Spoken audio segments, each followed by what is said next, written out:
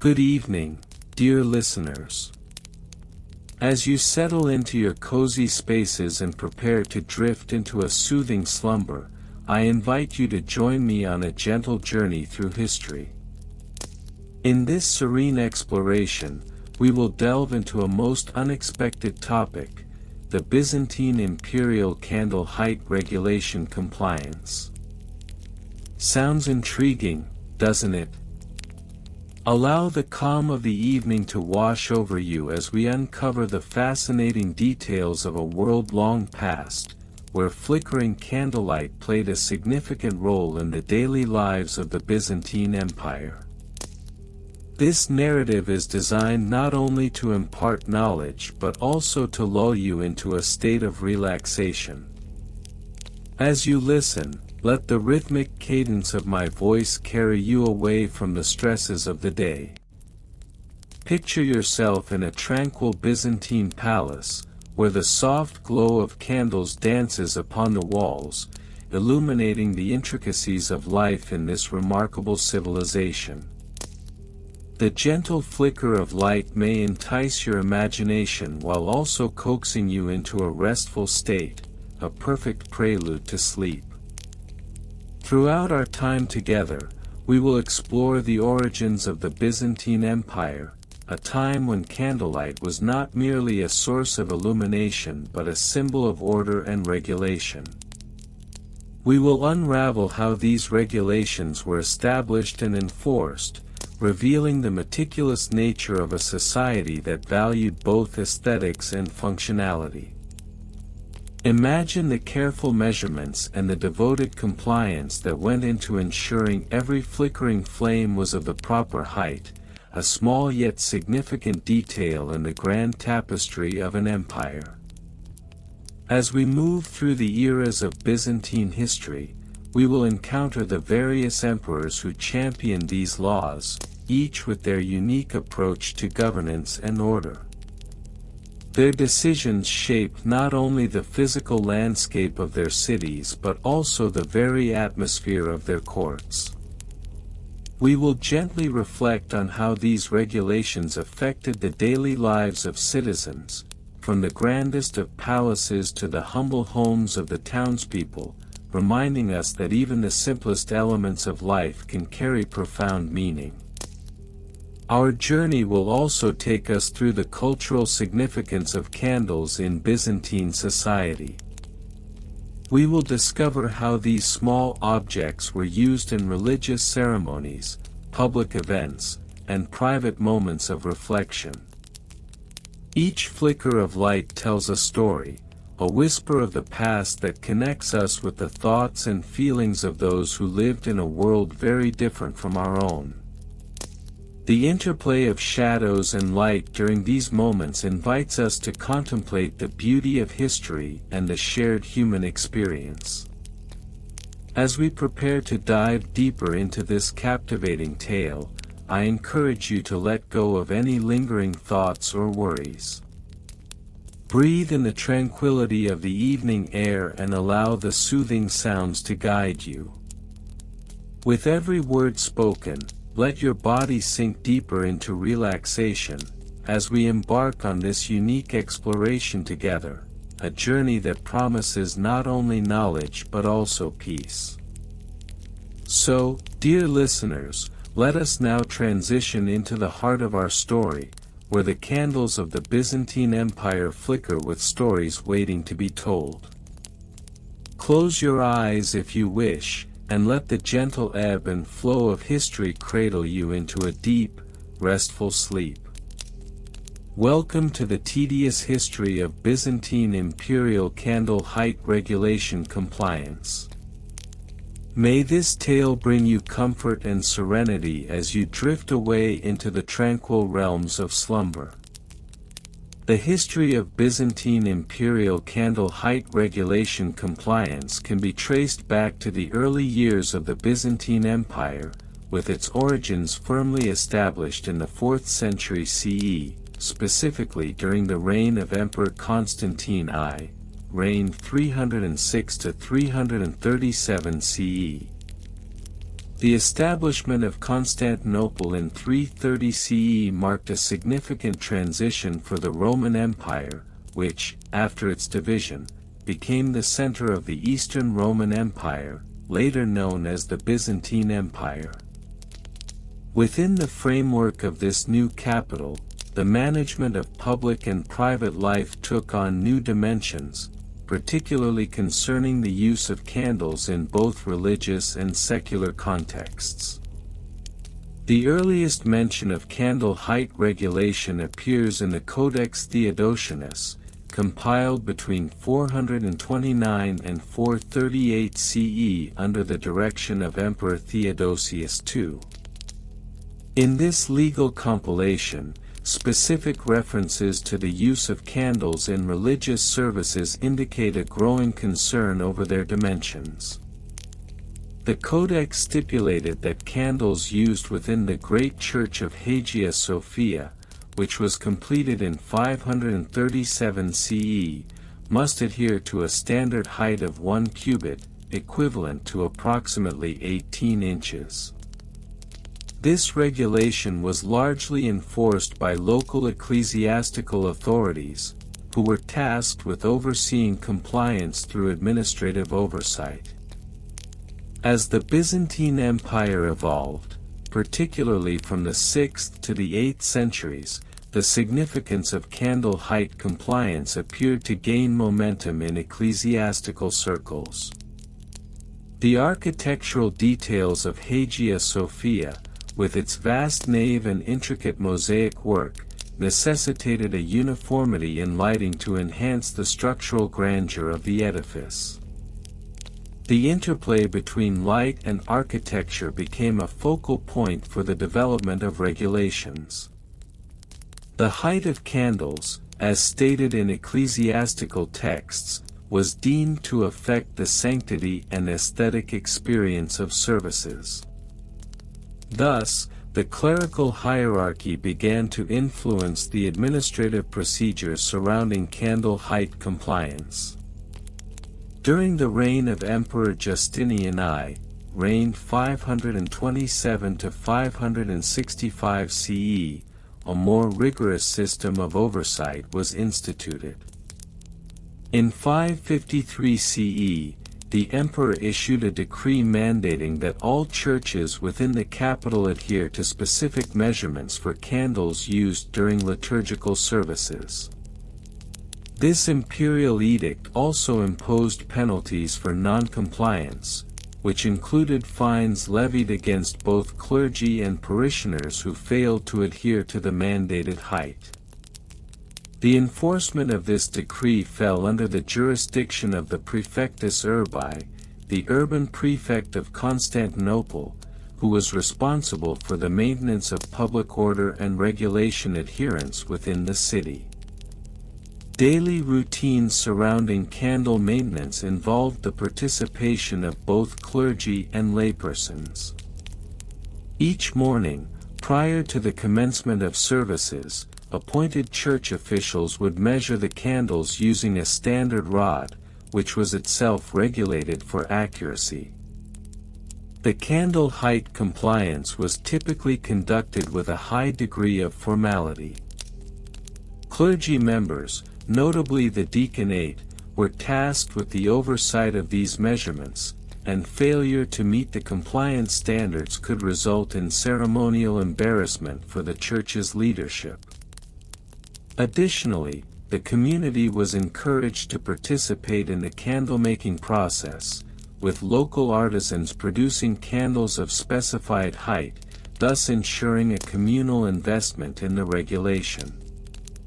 By the 9th century, under the reign of Emperor Basil I, reigned 867 to 886 CE, the administrative procedure surrounding candle height compliance took on a more formalized structure. An edict was issued that required a registry of all candle makers within the city, who were obligated to submit their products for inspection by city officials before public sale. The regulation stipulated that candles must be produced from a standardized wax composition and must not exceed or fall below the imperial height mandate.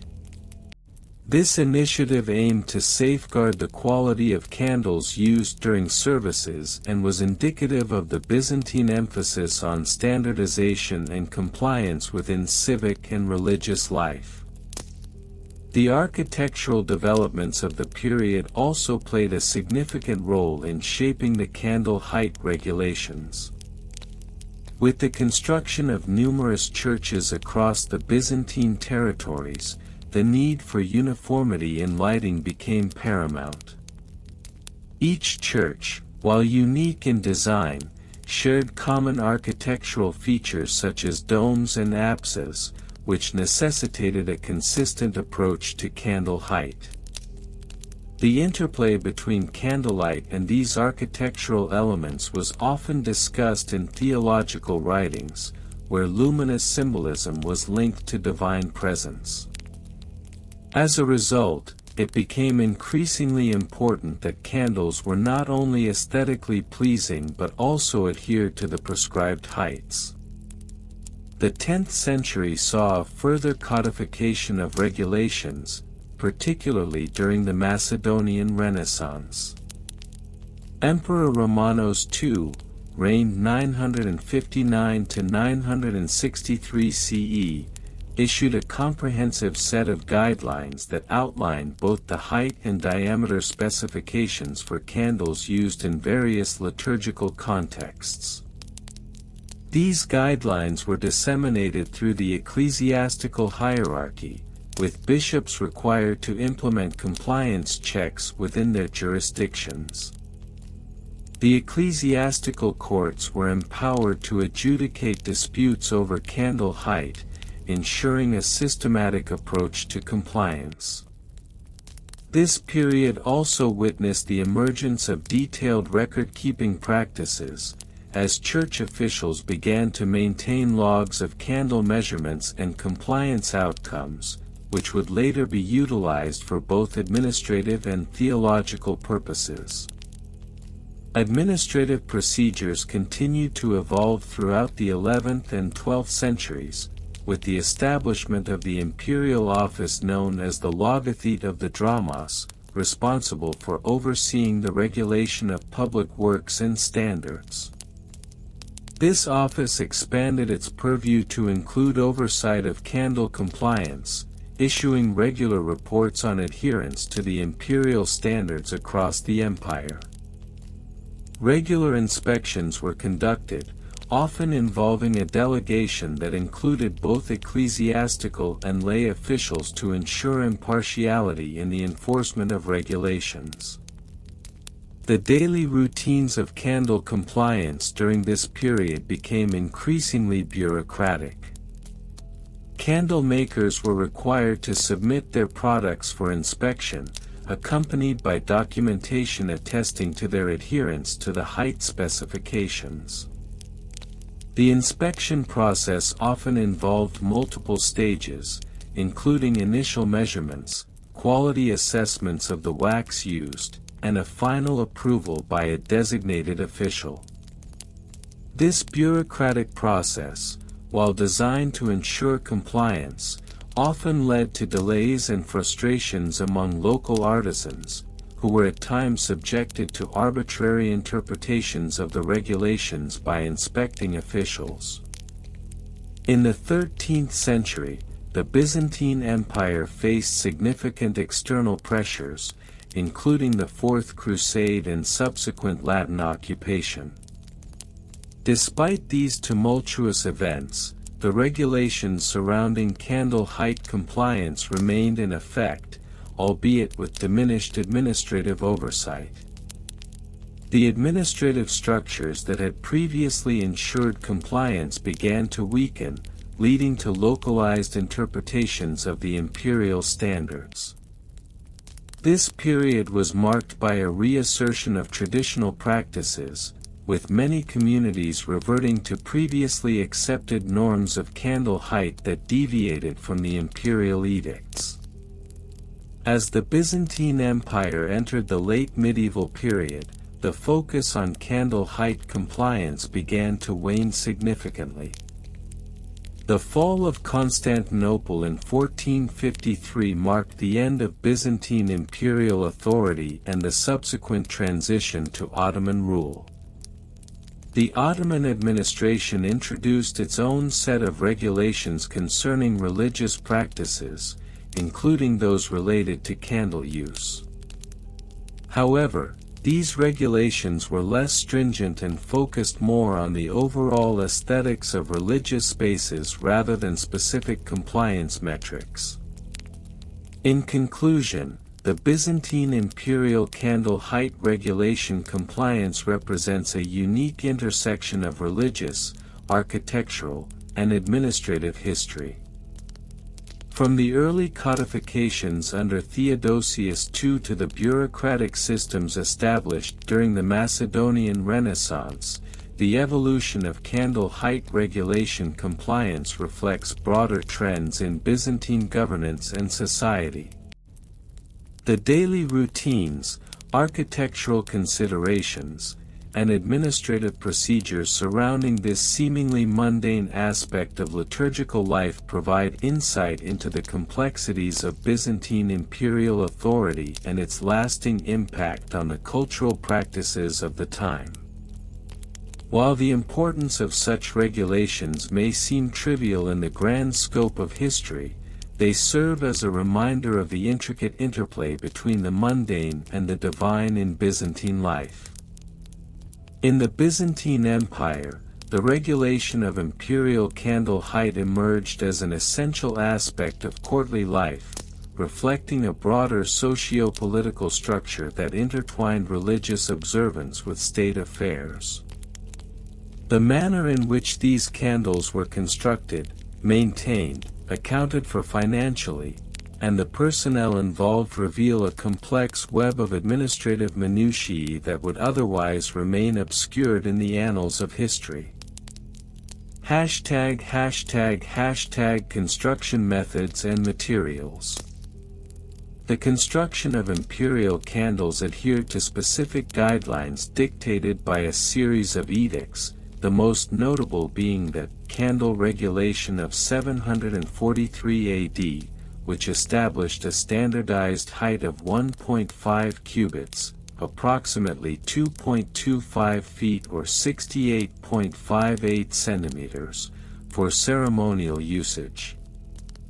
The candles were predominantly crafted from beeswax, valued for its clean-burning properties and pleasant aroma, which were considered essential for maintaining the sanctity of imperial rituals. Craftsmen known as Candelarii were tasked with the production of these candles. They utilized molds made from clay, often measuring 30 centimeters in diameter for the base, tapering to 15 centimeters at the top. The process of molding involved heating the beeswax to a temperature of approximately 65 degrees Celsius, allowing it to flow smoothly into the molds. Each mold was lined with a fine layer of olive oil to facilitate easy removal post-cooling. In addition to beeswax, tallow, derived from animal fat, was occasionally employed for lower-tier candles intended for non-ceremonial use. However, the use of tallow was strictly regulated. Any candle intended for use within the imperial palace was mandated to contain no less than 70% beeswax, as outlined in the Imperial Edict of 856 AD. ### Maintenance procedures. The maintenance of these candles was equally meticulous.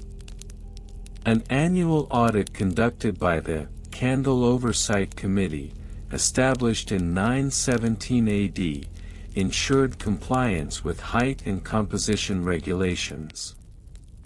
The committee, comprised of 5 appointed officials, would measure each candle using a calibrated measuring stick, marked in both cubits and feet. Repairs were necessary due to the wear that candles experienced through repeated use. These procedures typically involved remolding damaged sections with fresh beeswax, a process undertaken on the first day of each month, known as Candle Renewal Day. This day was marked by a ceremonial inspection and the lighting of new candles in the presence of the reigning emperor. In addition to the physical maintenance of candles, there were also regulations regarding their storage. Candles were to be kept in a cool, dry place, away from direct sunlight and heat sources. The ideal storage temperature was maintained between 10 and 15 degrees Celsius. Failure to observe these storage conditions could lead to degradation of the wax, resulting in candles that would burn unevenly or emit noxious fumes. ### Financial records and costs. The financial aspects surrounding the production and maintenance of imperial candles were meticulously documented, reflecting the Byzantine Empire's broader economic practices. The Candle Account Ledger, initiated in 1025 AD, provided a comprehensive overview of expenditures related to candle production. Each entry included the date, quantity of candles produced, materials used, and labor costs. In the year 1050 AD, for example, the ledger recorded a total expenditure of 250 solidi, the gold currency of the time, allocated towards the purchase of 100 pounds of beeswax, which at the time cost approximately 2.5 solidi per pound. Labor costs for the Candelarii were also recorded, with each craftsman earning roughly 1.5 solidi per day, a wage that reflected both the skill required for the job and the importance placed on quality control. The records also noted the costs associated with the Candle Oversight Committee's inspections. In 1175 AD, the total expenditure for these inspections amounted to 75 solidi, which included travel costs for committee members and allowances for the ceremonial inspections.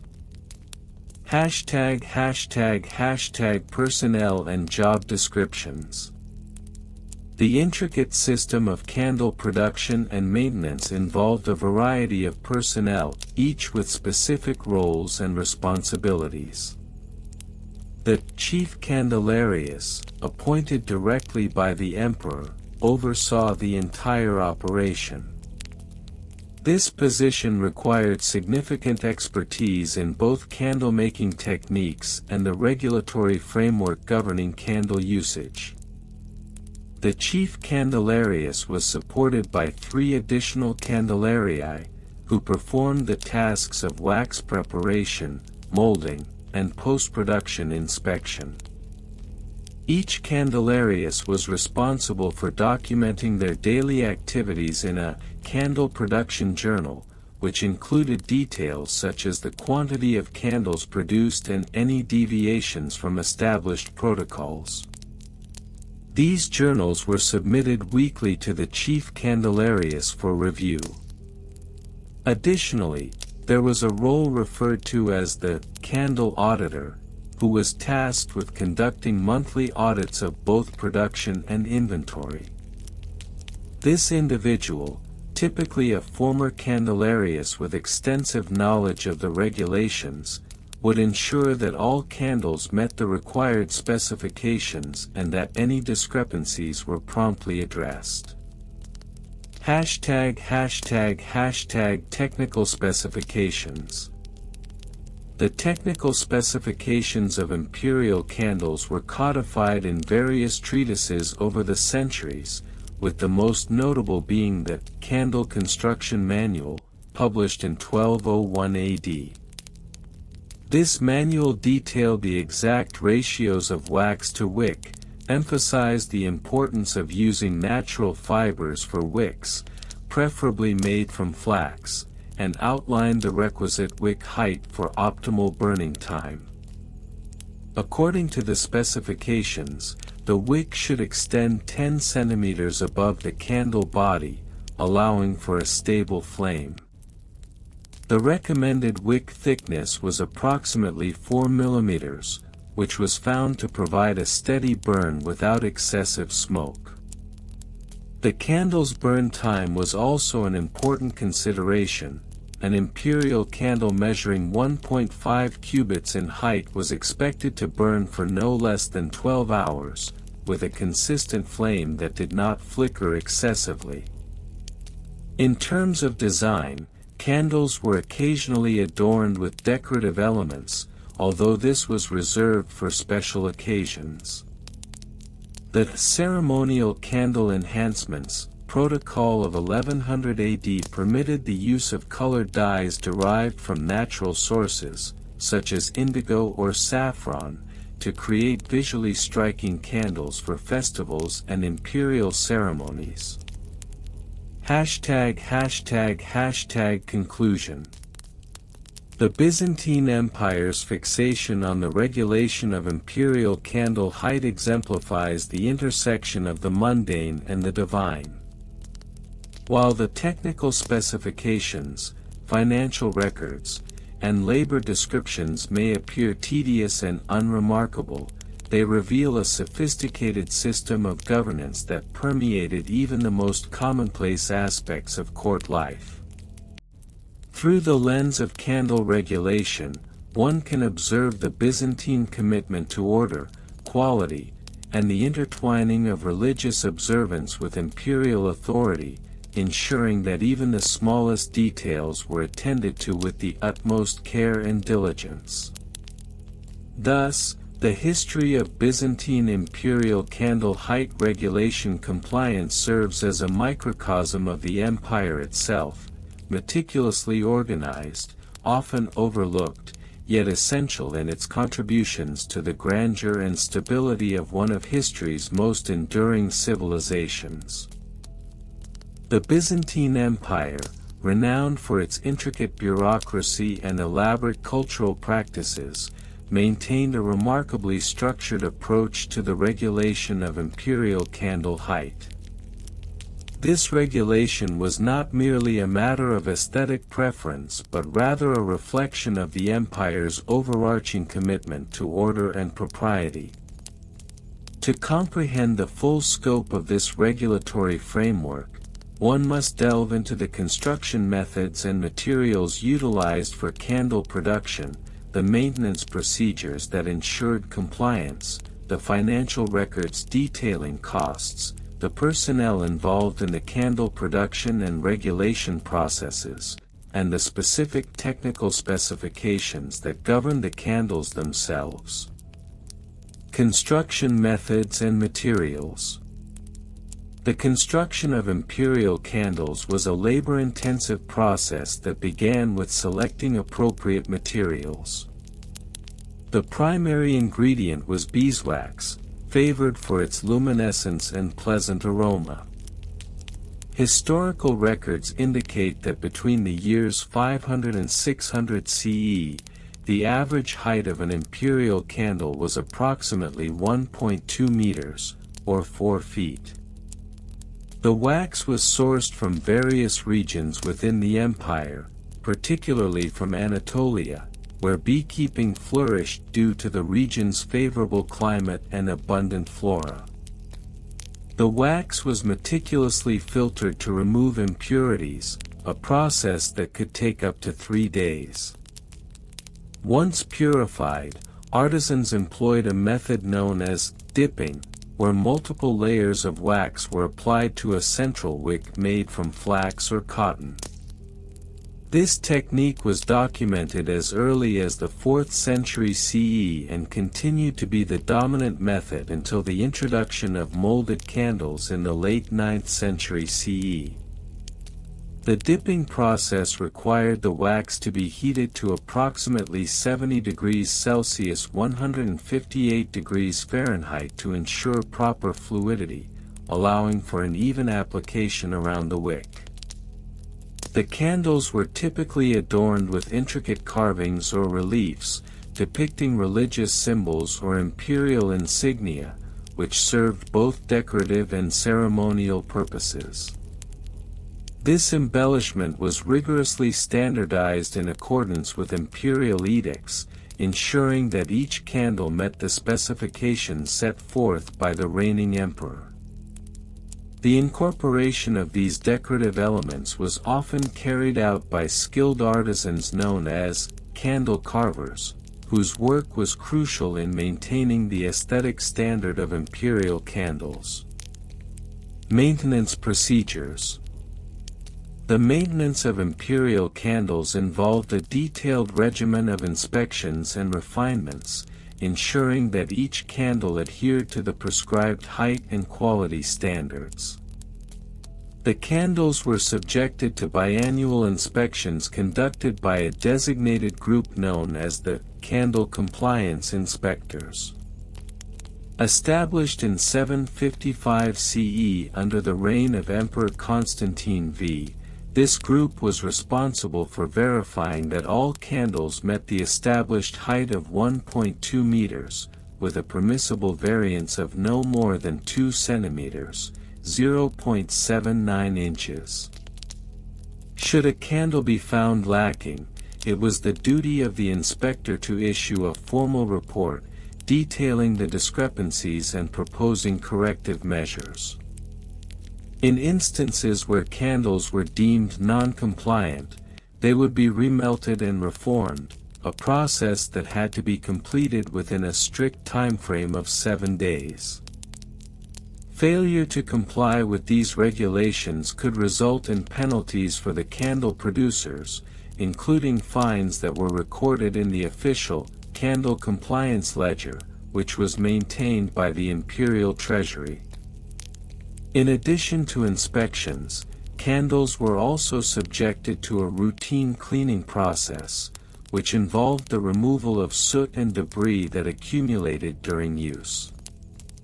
This task was typically performed by the candle maintenance crew, a group of laborers tasked specifically with ensuring that the candles burned cleanly and efficiently.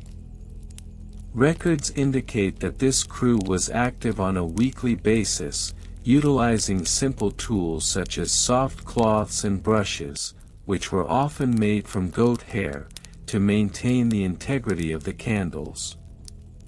Financial records and costs. The financial implications of maintaining a standardized candle production system were significant.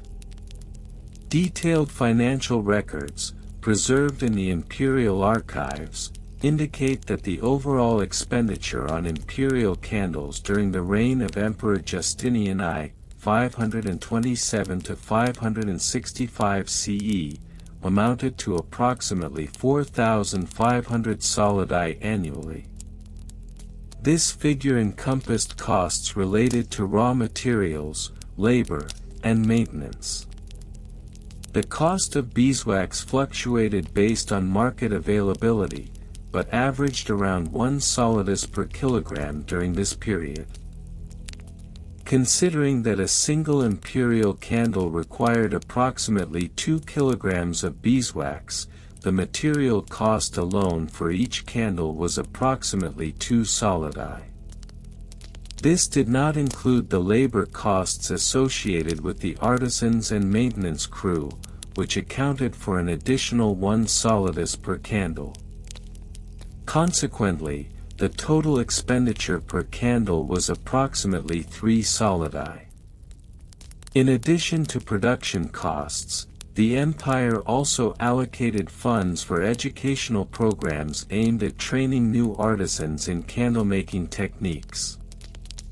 These programs, which began in 600 CE, were designed to ensure a continuous supply of skilled labor and were funded through a combination of imperial grants and local guild contributions. Personnel and job descriptions. The production and regulation of imperial candles necessitated a diverse array of personnel, each with specific job descriptions and responsibilities. The primary roles included: 1. Candle artisans. These skilled workers were responsible for the initial production of the candles. Their duties included sourcing materials, crafting the candles through dipping or molding, and applying decorative embellishments. Each artisan was expected to produce a minimum of 50 candles per week, adhering strictly to the height regulations. 2. Candle compliance inspectors, tasked with the critical role of ensuring that candles met imperial standards. These inspectors were appointed by the emperor and were often drawn from the ranks of experienced artisans. Their duties included conducting biannual inspections, issuing reports on compliance, and recommending penalties for non-compliance. Inspectors were expected to possess a keen eye for detail and a thorough understanding of the technical specifications governing candle production. 3. Candle maintenance crew. This group was responsible for the upkeep of candles in imperial households and public spaces. They conducted routine cleaning and repairs, ensuring that the candles remained in optimal condition for ceremonial use. The maintenance crew typically comprised lower-skilled laborers, with a focus on efficiency and reliability. 4. Candle supply chain managers. These individuals oversaw the procurement of raw materials, ensuring a consistent supply of beeswax and wicks. They maintained relationships with suppliers across the empire, often negotiating prices and delivery schedules. Their role was pivotal in preventing shortages that could disrupt the production process. 5. Candle record keepers, charged with maintaining meticulous financial and compliance records. These clerks played an essential role in tracking expenditures and compliance rates. They documented all aspects of candle production, including material costs, labor expenditures, and inspection outcomes, thereby providing valuable data to the imperial treasury. Technical specifications. The technical specifications governing imperial candles were codified in a series of decrees issued by the emperors throughout the centuries. The most comprehensive of these was the Candle Regulation Edict of 829 CE, which outlined the precise dimensions, materials, and performance characteristics required for imperial candles. The edict stipulated that each candle must be constructed to a height of 1.2 meters, with a diameter not exceeding 10 centimeters, approximately 4 inches. The wick, crafted from high-quality flax or cotton, was required to be at least 1 centimeter, 0.39 inches, in thickness to ensure a stable burn. The edict also mandated that each candle must burn for a minimum of 12 hours without requiring replenishment, a feature that was particularly valued during religious ceremonies and public events. In addition to these specifications, the edict included requirements for decorative elements, stating that no candle could feature more than 3 distinct symbols, and that these symbols must align with the prevailing religious and imperial themes of the time. This ensured that the candles not only served a functional purpose but also reinforced the cultural and spiritual identity of the Byzantine Empire. In conclusion, the history of Byzantine imperial candle height regulation compliance reveals a complex interplay of craftsmanship, regulation, and cultural significance. The meticulous processes surrounding the construction, maintenance, financial management, personnel organization, and technical specifications of candles underscore the empire's commitment to order and excellence.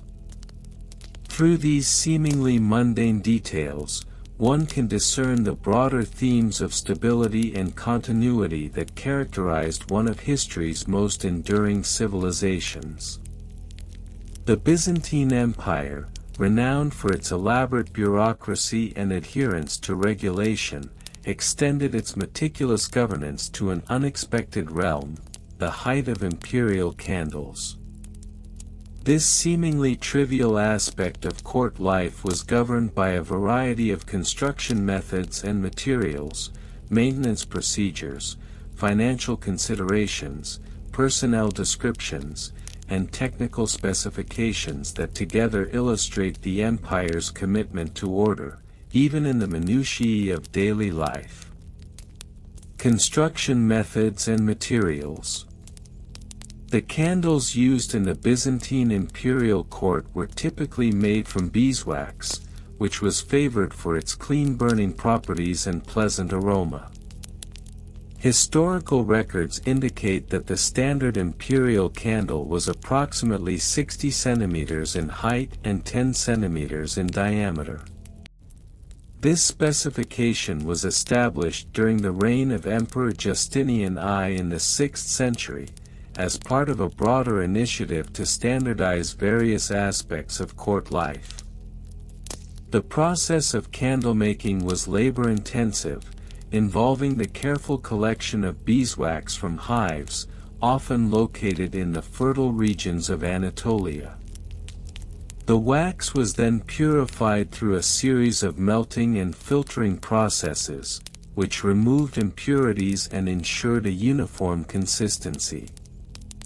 According to the Codex Justinianus, a legal compilation from 534 AD, the purity of beeswax for imperial candles was mandated to be no less than 95%. This stipulation was crucial, as impurities could lead to irregular burning and unsightly soot, which were considered unacceptable in the imperial presence. The artisans responsible for the production of these candles were known as Candelarii, and they utilized wooden molds that were often intricately carved to create decorative patterns on the candle's surface. The molds, typically made from durable oak or walnut, were rigorously maintained to ensure consistency in both aesthetics and dimensions. The molding process required the wax to be poured at a specific temperature, ideally between 70 degrees Celsius and 80 degrees Celsius, to achieve optimal adherence to the mold and prevent cracking upon cooling. Maintenance procedures. Once produced, the candles underwent a series of maintenance procedures to ensure their longevity and adherence to imperial standards. It was common practice to inspect candles for defects before they were delivered to the imperial household. This inspection process was codified in the Imperial Edict of 673 AD, which mandated that each batch of candles be subjected to a quality assessment by a designated official known as the Praefectus Candelarium.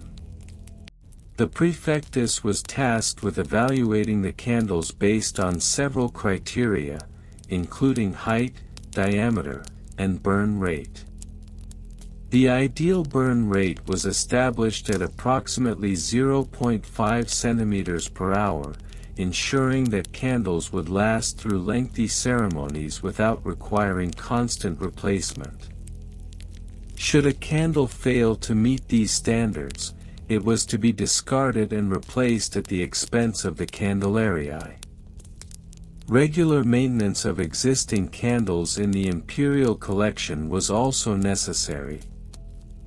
This involved periodic cleaning and repolishing using a mixture of olive oil and fine sand to restore the candle's luster. Detailed records from 742 AD indicate that a dedicated team of attendants was responsible for this upkeep, with specific roles defined. The Candelarius Primus managed the polishing crew, while the Candelarius Secundus, was in charge of inventory and storage. Financial records and costs. The financial implications of maintaining compliance with the imperial candle height regulations were significant.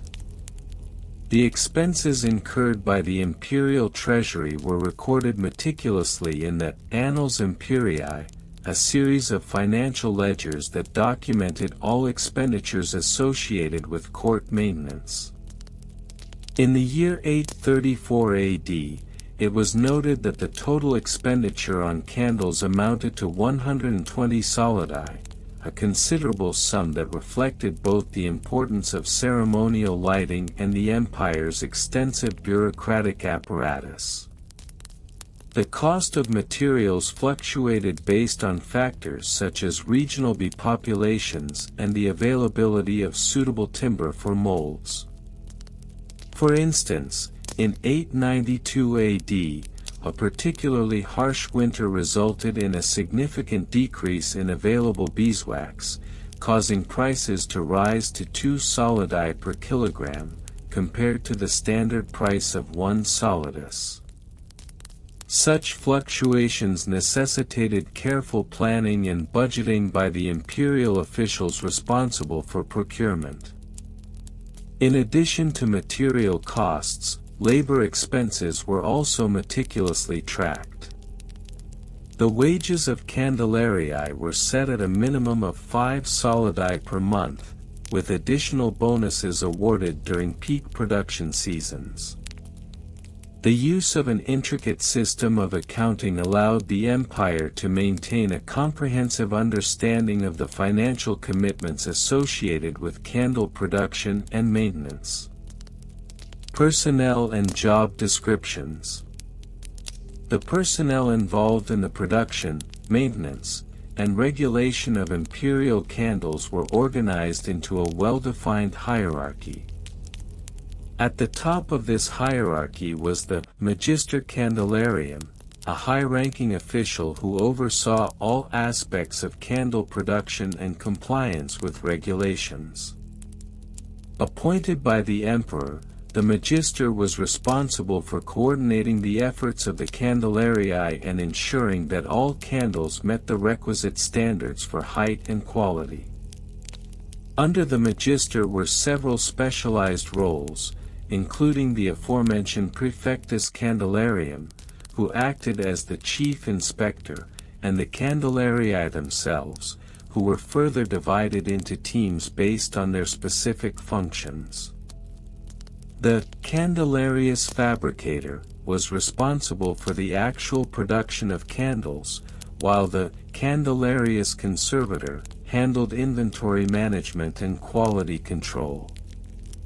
In total, records from the year 1015 AD indicate that the imperial candle-making team comprised approximately 30 individuals, each with clearly defined responsibilities. The division of labor allowed for increased efficiency in production and maintenance, ensuring that the imperial court was never lacking in adequately sized and properly maintained candles. Technical specifications. The technical specifications for Byzantine imperial candles were outlined in several key documents, including the Regulations of Candle Height Compliance, established during the reign of Emperor Alexios I in the 12th century. These regulations detailed not only the expected dimensions of the candles but also the conditions under which they were to be burned. According to these specifications, candles were to be placed in standardized holders made of brass, which measured 25 centimeters in height and allowed for a maximum diameter of 12 centimeters to accommodate the candles comfortably. The holders themselves were elaborately designed, often featuring motifs that reflected the rich artistic traditions of the empire. Furthermore, the regulations mandated that candles be lit using a specific technique to ensure an even burn. This involved twirling the wick in a counterclockwise direction while igniting it, a practice believed to optimize the candle's burn efficiency. The wick, made from tightly braided cotton, was to extend 2 centimeters above the wax to facilitate proper combustion. Finally, the regulations included stipulations regarding the appropriate environments for burning these candles. Drafty spaces were to be avoided, as they could lead to uneven burning and potential safety hazards. The ideal setting was a room with controlled temperature and minimal air movement, ensuring that the candles could serve their ceremonial purpose without interruption. In conclusion, the Byzantine Empire's approach to imperial candle height regulation compliance reflects a broader commitment to order and excellence. Through the detailed examination of construction methods, maintenance procedures, financial records, personnel roles, and technical specifications, we gain insight into a civilization that, while often dismissed as mundane, was characterized by an extraordinary attention to detail. The height of these candles, while seemingly trivial, served as a metaphor for the empire itself, an enduring structure built upon layers of regulation, tradition, and an unwavering commitment to stability. The construction methods and materials utilized in the manufacturing of the imperial candles were governed by a set of stringent guidelines that evolved over the centuries to ensure uniformity and adherence to the established height regulations. The standard height of the candles was fixed at 1.2 meters, approximately 3.94 feet, a measurement that had been codified by Emperor Justinian I in the year 529 CE. This height was deemed representative of the imperial dignity and was meant to convey an image of stability and continuity within the Byzantine Empire. The primary material employed in the construction of these candles was beeswax, which was favored for its superior burning quality and pleasant aroma. The procurement of beeswax was closely monitored by the Imperial Bureau of Supplies, which maintained records of the various sources from which wax was obtained. The most notable of these sources was the island of Crete, whose abundant hives provided high-quality wax. In 840 CE, a decree was issued mandating that all beeswax used in the production of imperial candles must be sourced exclusively from Cretan suppliers, thus ensuring consistency in quality. The construction of the candles involved a meticulous process. Initially, the beeswax was heated to a temperature of approximately 70 degrees Celsius, 158 degrees Fahrenheit, to achieve a malleable consistency. The wax was then poured into cylindrical molds, each measuring 1.2 meters in height and 10 centimeters in diameter. These molds were crafted from copper, a material selected for its durability and ease of cleaning. The cooling process took approximately 2 hours, during which time the wax would solidify into the desired shape.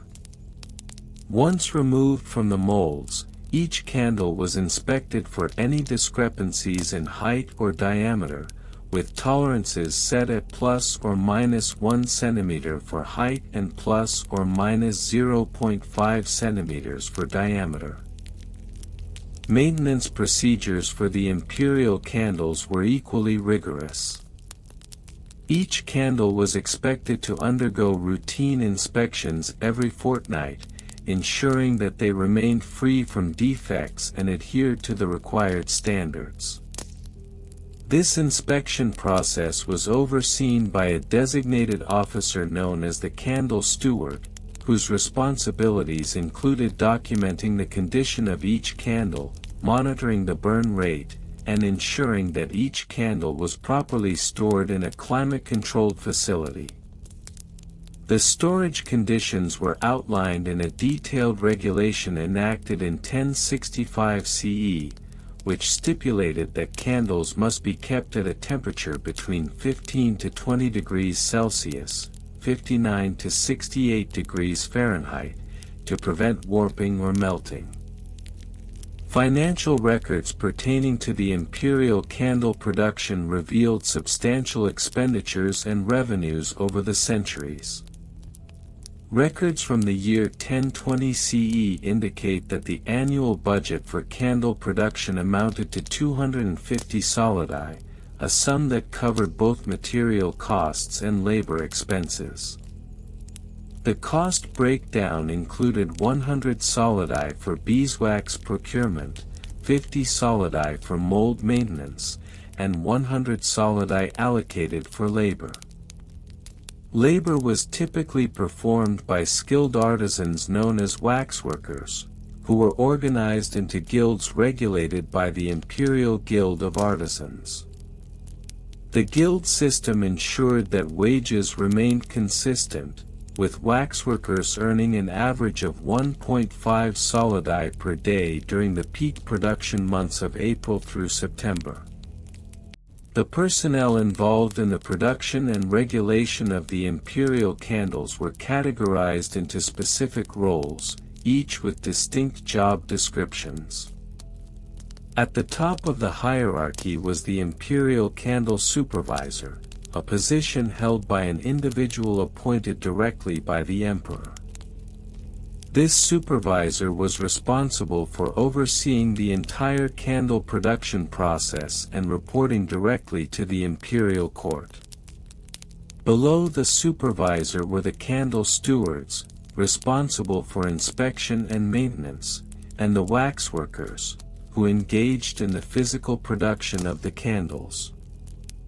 Additionally, there were assistants, typically apprentices, who assisted in various tasks such as mixing and molding the wax.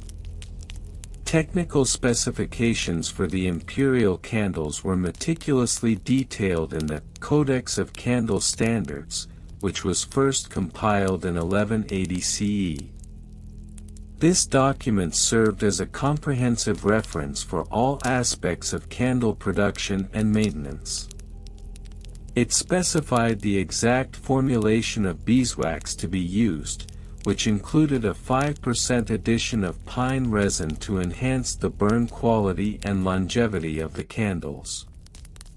The burn time for a standard candle was set at approximately 40 hours, with a minimum luminosity requirement of 200 lumens, ensuring that the candles could adequately illuminate the imperial chambers during official functions. The strict adherence to these technical specifications was enforced through regular inspections and assessments. In 1238 CE, a notable inspection revealed that several candles had fallen below the luminosity threshold, prompting a temporary suspension of the candle stewards responsible for those particular candles.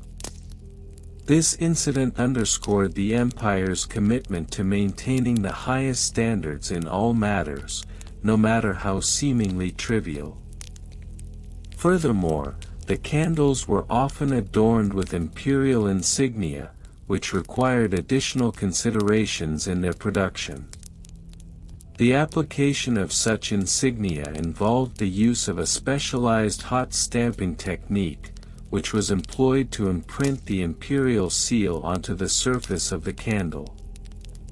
This process was outlined in the regulations established in 1152 CE, which mandated that the seal must be placed precisely 30 centimeters from the base of the candle, ensuring visibility and recognition during ceremonial occasions. The historical significance of these candles extended beyond their functional use. They also served as a reflection of the Byzantine Empire's hierarchical structure and its emphasis on order and control.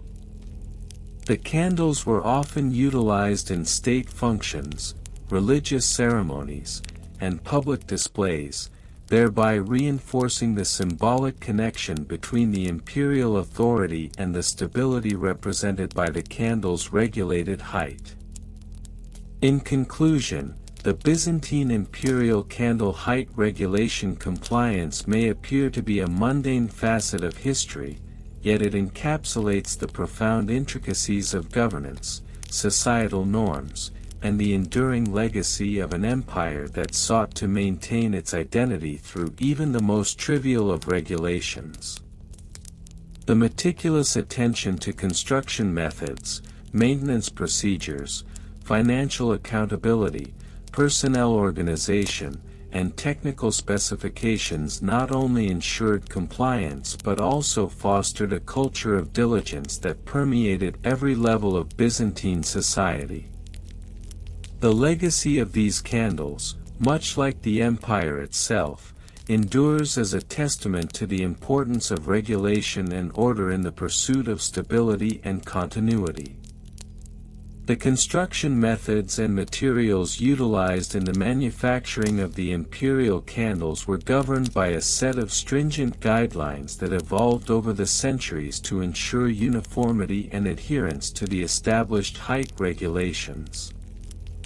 The standard height of the candles was fixed at 1.2 meters, approximately 3.94 feet, a measurement that had been codified by Emperor Justinian I in the year 529 CE. This height was deemed representative of the imperial dignity and was meant to convey an image of grandeur during significant state occasions, religious ceremonies, and public festivals. In the early days of the Byzantine Empire, the process of creating these candles was labor-intensive and meticulous. The primary raw material used was beeswax, which was prized not only for its burning qualities but also for its symbolism in religious contexts, representing purity and light. The use of beeswax dates back to ancient civilizations, but it was during the Byzantine period that its significance took on a more pronounced role in ceremonial practices.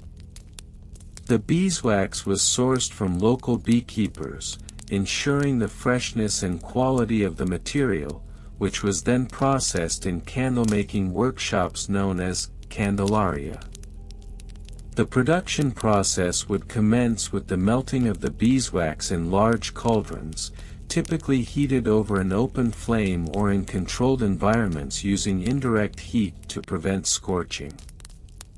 This melting point can reach between 62 to 65 degrees Celsius, 144 to 149 degrees Fahrenheit. Once liquefied, artisans would pour the wax into molds that were intricately designed to produce the standardized shape and height.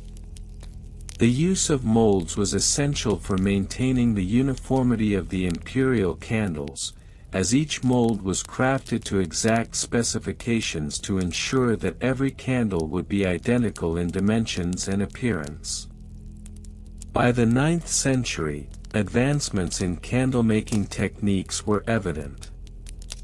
Artisans began to incorporate the use of additional materials such as tallow, which was derived from animal fat, to create more affordable candles for public use. However, imperial candles remained strictly composed of pure beeswax, as their elevated status demanded an uncompromising adherence to quality.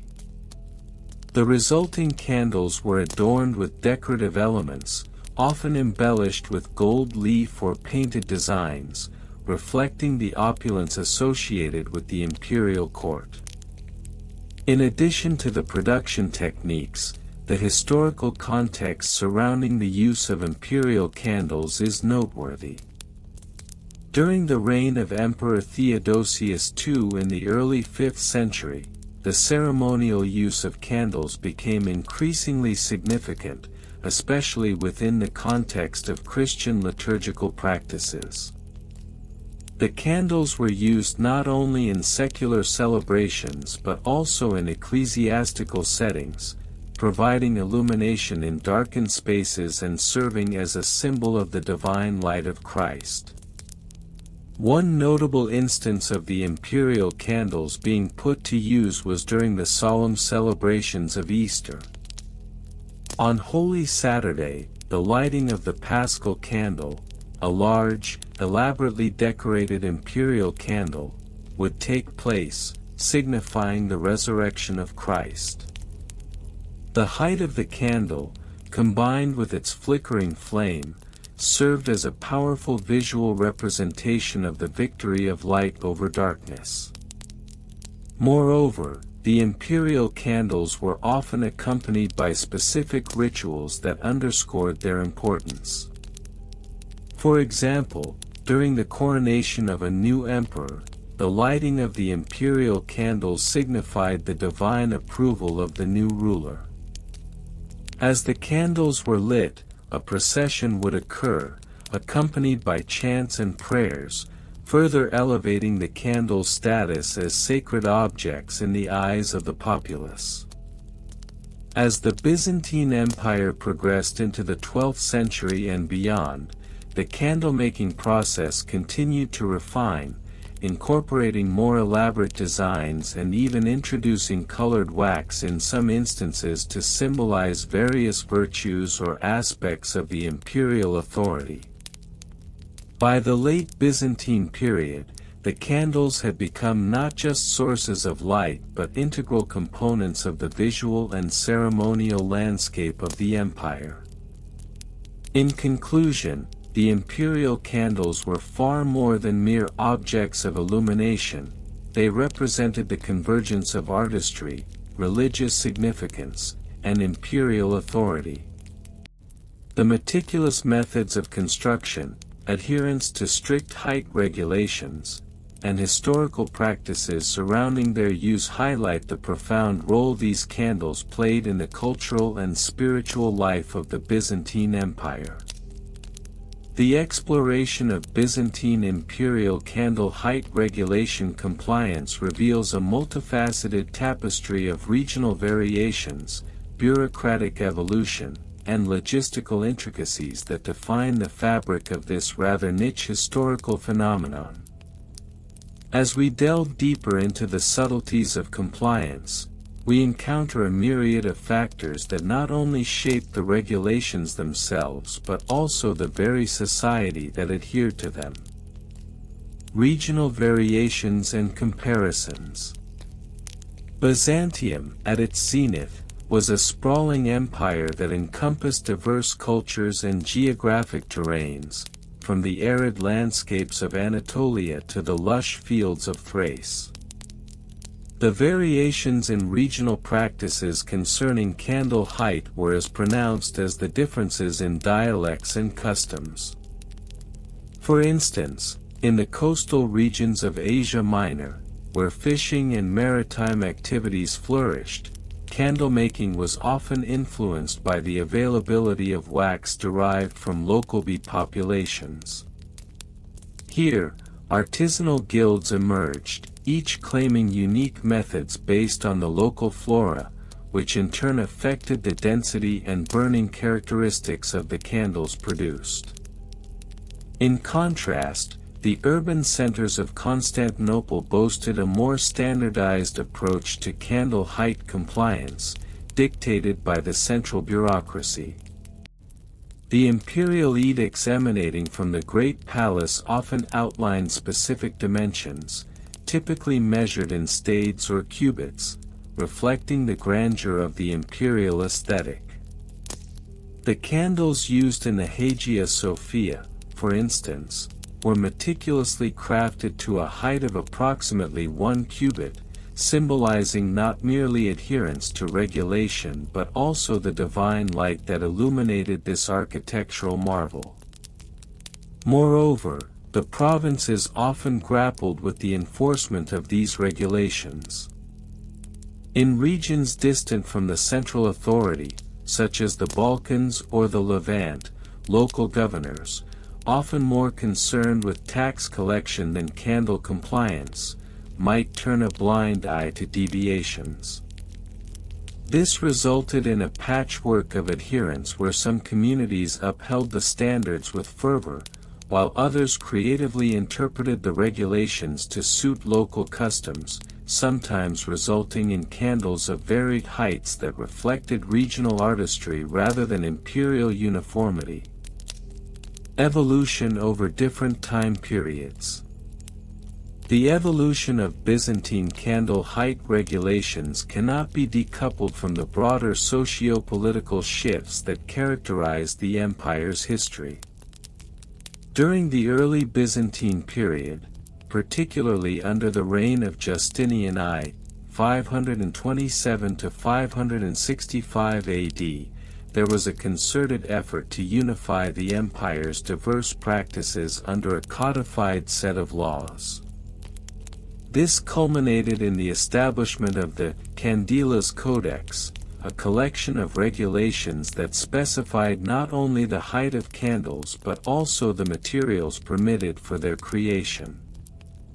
The Codex mandated that candles must be composed of pure beeswax, which was deemed to burn cleaner and produce a more aesthetically pleasing light than tallow, a less desirable material that was commonly used in rural areas. As the empire transitioned into the Middle Byzantine period, the emphasis on candle height became intertwined with the burgeoning ecclesiastical authority. The Church played a pivotal role in dictating not only the spiritual significance of light but also its physical manifestation through the medium of candles. Councils convened to discuss the theological implications of candlelight in liturgical settings, leading to the establishment of more stringent regulations that specified not only height but also the number of candles permitted in various rites and ceremonies. By the late Byzantine period, however, as the empire faced increasing external pressures from rising powers, such as the Seljuk Turks and later the Ottomans, the focus on candle height compliance began to wane. Resources became scarce, and the emphasis shifted toward survival rather than adherence to aesthetic regulations.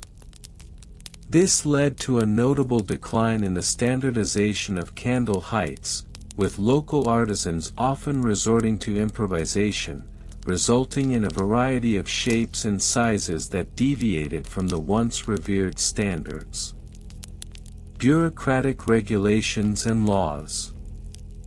The Byzantine bureaucracy, renowned for its complexity and meticulousness, played an indispensable role in the regulation of candle height compliance.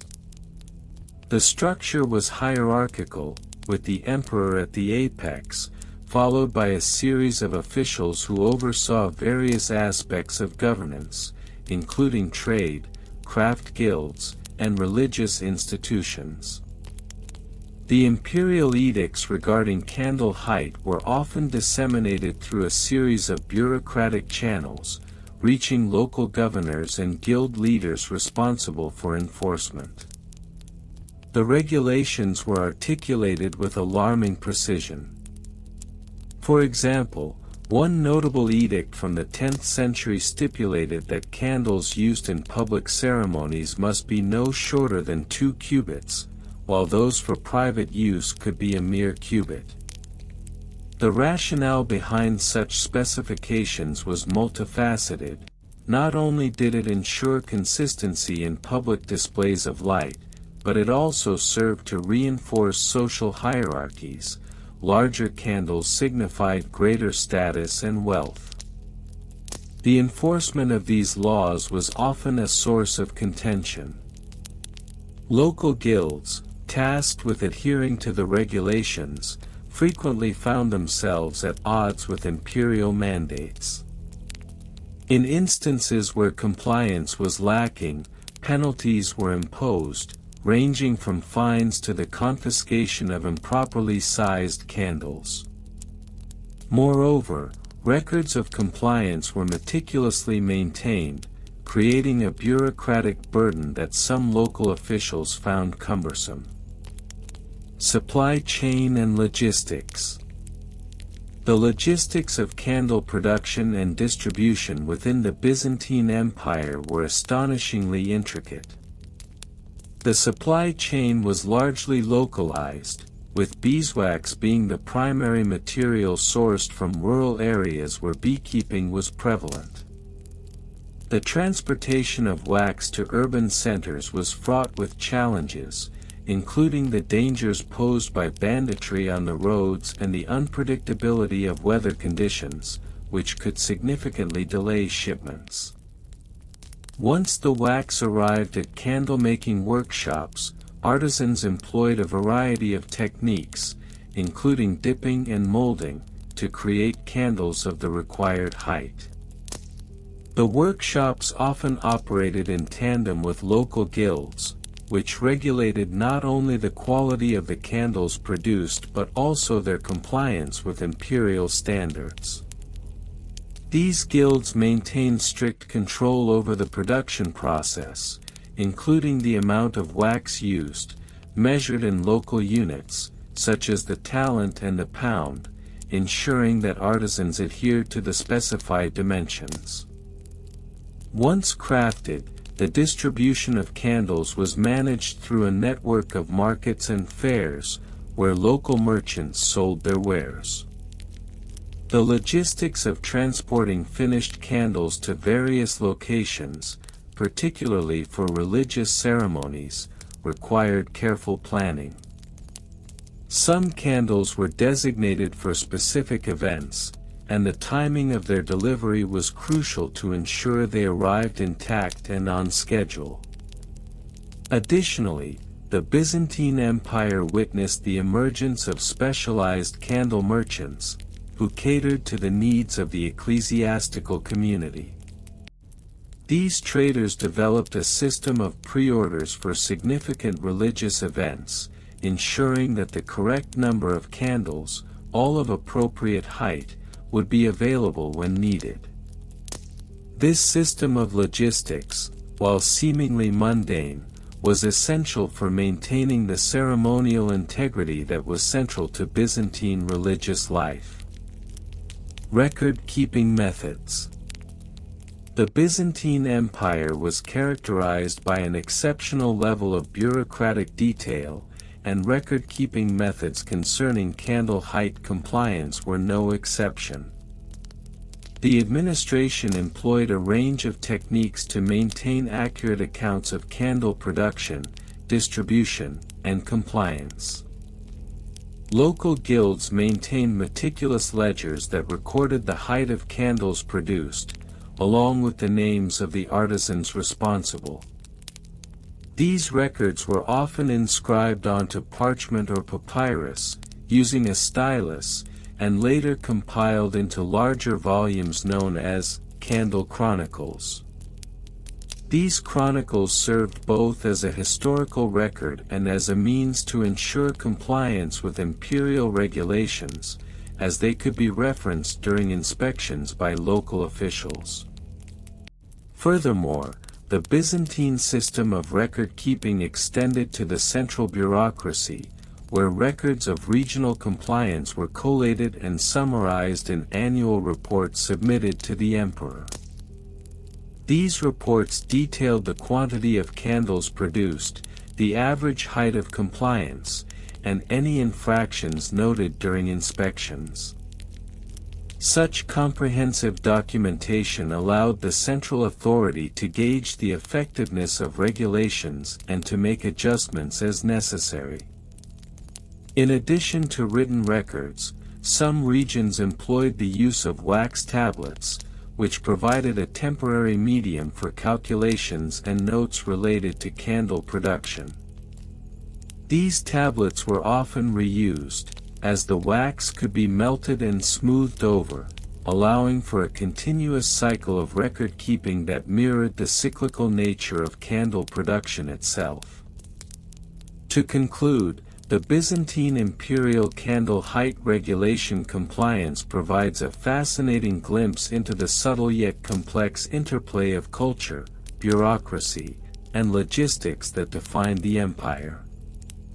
The regulations surrounding candle height were more than mere guidelines, they were embedded within the very essence of Byzantine life, reflecting the values and hierarchies of a civilization that thrived on meticulousness and order.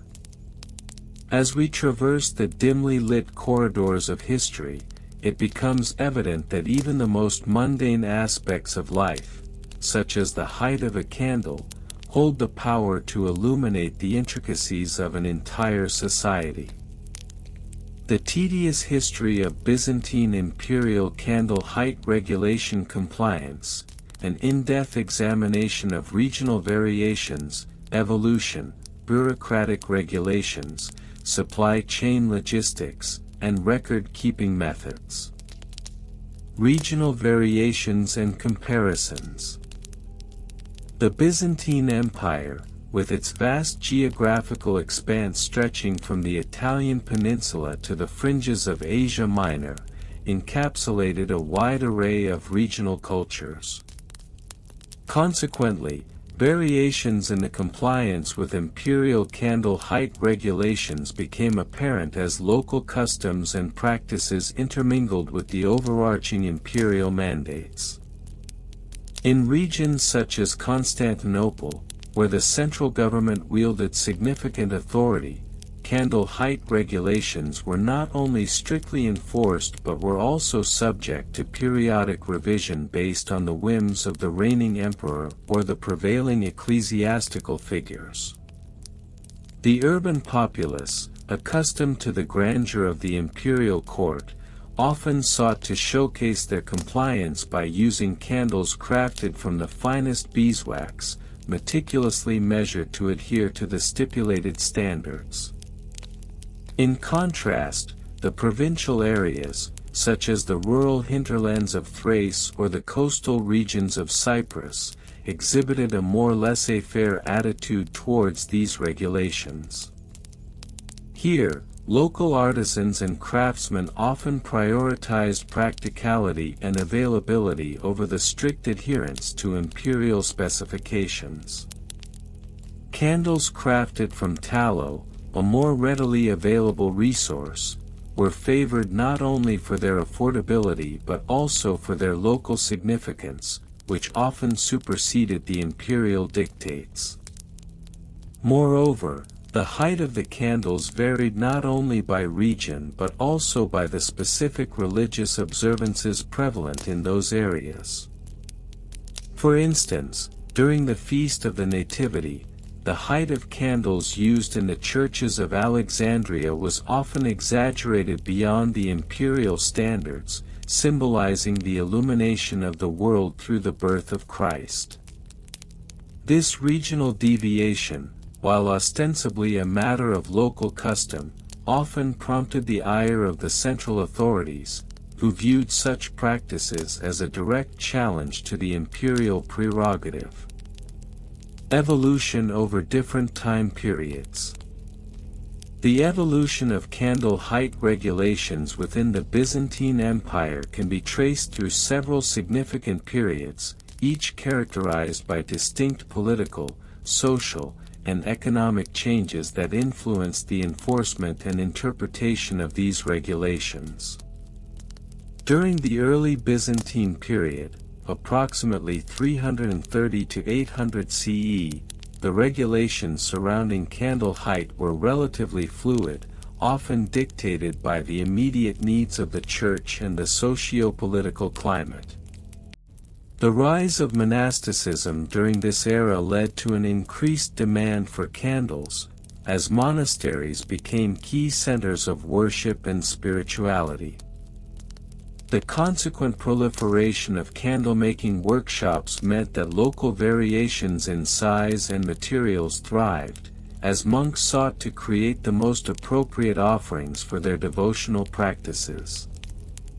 The Middle Byzantine period, 800–1204 CE, witnessed a consolidation of power in Constantinople, leading to a more stringent approach to imperial regulations. The establishment of the Bureau of Candle Makers, or Canonas, marked a significant bureaucratic response to the increasing need for standardization. This institution was tasked with not only regulating candle height but also overseeing the quality of materials used, thereby ensuring that the candles produced were both aesthetically pleasing and functionally adequate for religious rituals. The codification of candle height regulations during this period was indicative of a broader trend within the empire towards bureaucratic centralization and increased state control. In the late Byzantine period, 1204 to 1453 CE, following the Fourth Crusade and the subsequent instability, compliance with candle height regulations became increasingly erratic. The fragmentation of authority and the rise of local warlords contributed to a decline in the uniform enforcement of these regulations. During this time, the candlemaking industry saw a resurgence of regional practices, as local artisans reverted to traditional methods, often producing candles of varying heights and materials that reflected their cultural heritage rather than imperial mandates. Bureaucratic regulations and laws. The Byzantine imperial bureaucracy, renowned for its complexity and intricacy, maintained a detailed regulatory framework concerning candle height compliance. Central to this framework was the issuance of imperial edicts and laws, often promulgated in the form of proclamations or mandates directly from the emperor or his appointed officials. One of the earliest documented regulations can be traced back to the reign of Emperor Justinian I, 527 to 565 CE, who instituted a series of laws aimed at standardizing the production and use of candles within the empire. These laws delineated specific measurements for candle height, typically ranging from 30 to 50 centimeters, depending on the occasion for which the candles were intended. The regulations also specified that candles used in public worship must be made from 100% beeswax, a material deemed worthy of divine service, although exceptions were occasionally made for poorer congregations who could not afford such luxury. The Byzantine legal code, particularly the Corpus Juris Civilis, further codified these regulations by integrating them into the broader legal framework of the empire. The penalties for non-compliance varied, with artisans found guilty of producing substandard candles facing fines or even confiscation of their goods. Local governors were often empowered to enforce these regulations, creating a layered system of oversight that extended from the imperial court down to the local level. Moreover, the role of the ecclesiastical authorities cannot be understated. The Church played a pivotal role in shaping candle height regulations, particularly during the Easter season, when the use of large, elaborately decorated candles was not only encouraged but expected. The synods and councils convened by the Church often issued their own directives, which, while not legally binding in a secular sense, carried significant weight and were generally adhered to by the populace. Supply chain and logistics. The logistics surrounding the production and distribution of candles within the Byzantine Empire were a reflection of the complex socio-economic structures that permeated the empire. Candlemaking was not merely a cottage industry. It had evolved into a significant sector that involved a network of suppliers, artisans, and merchants.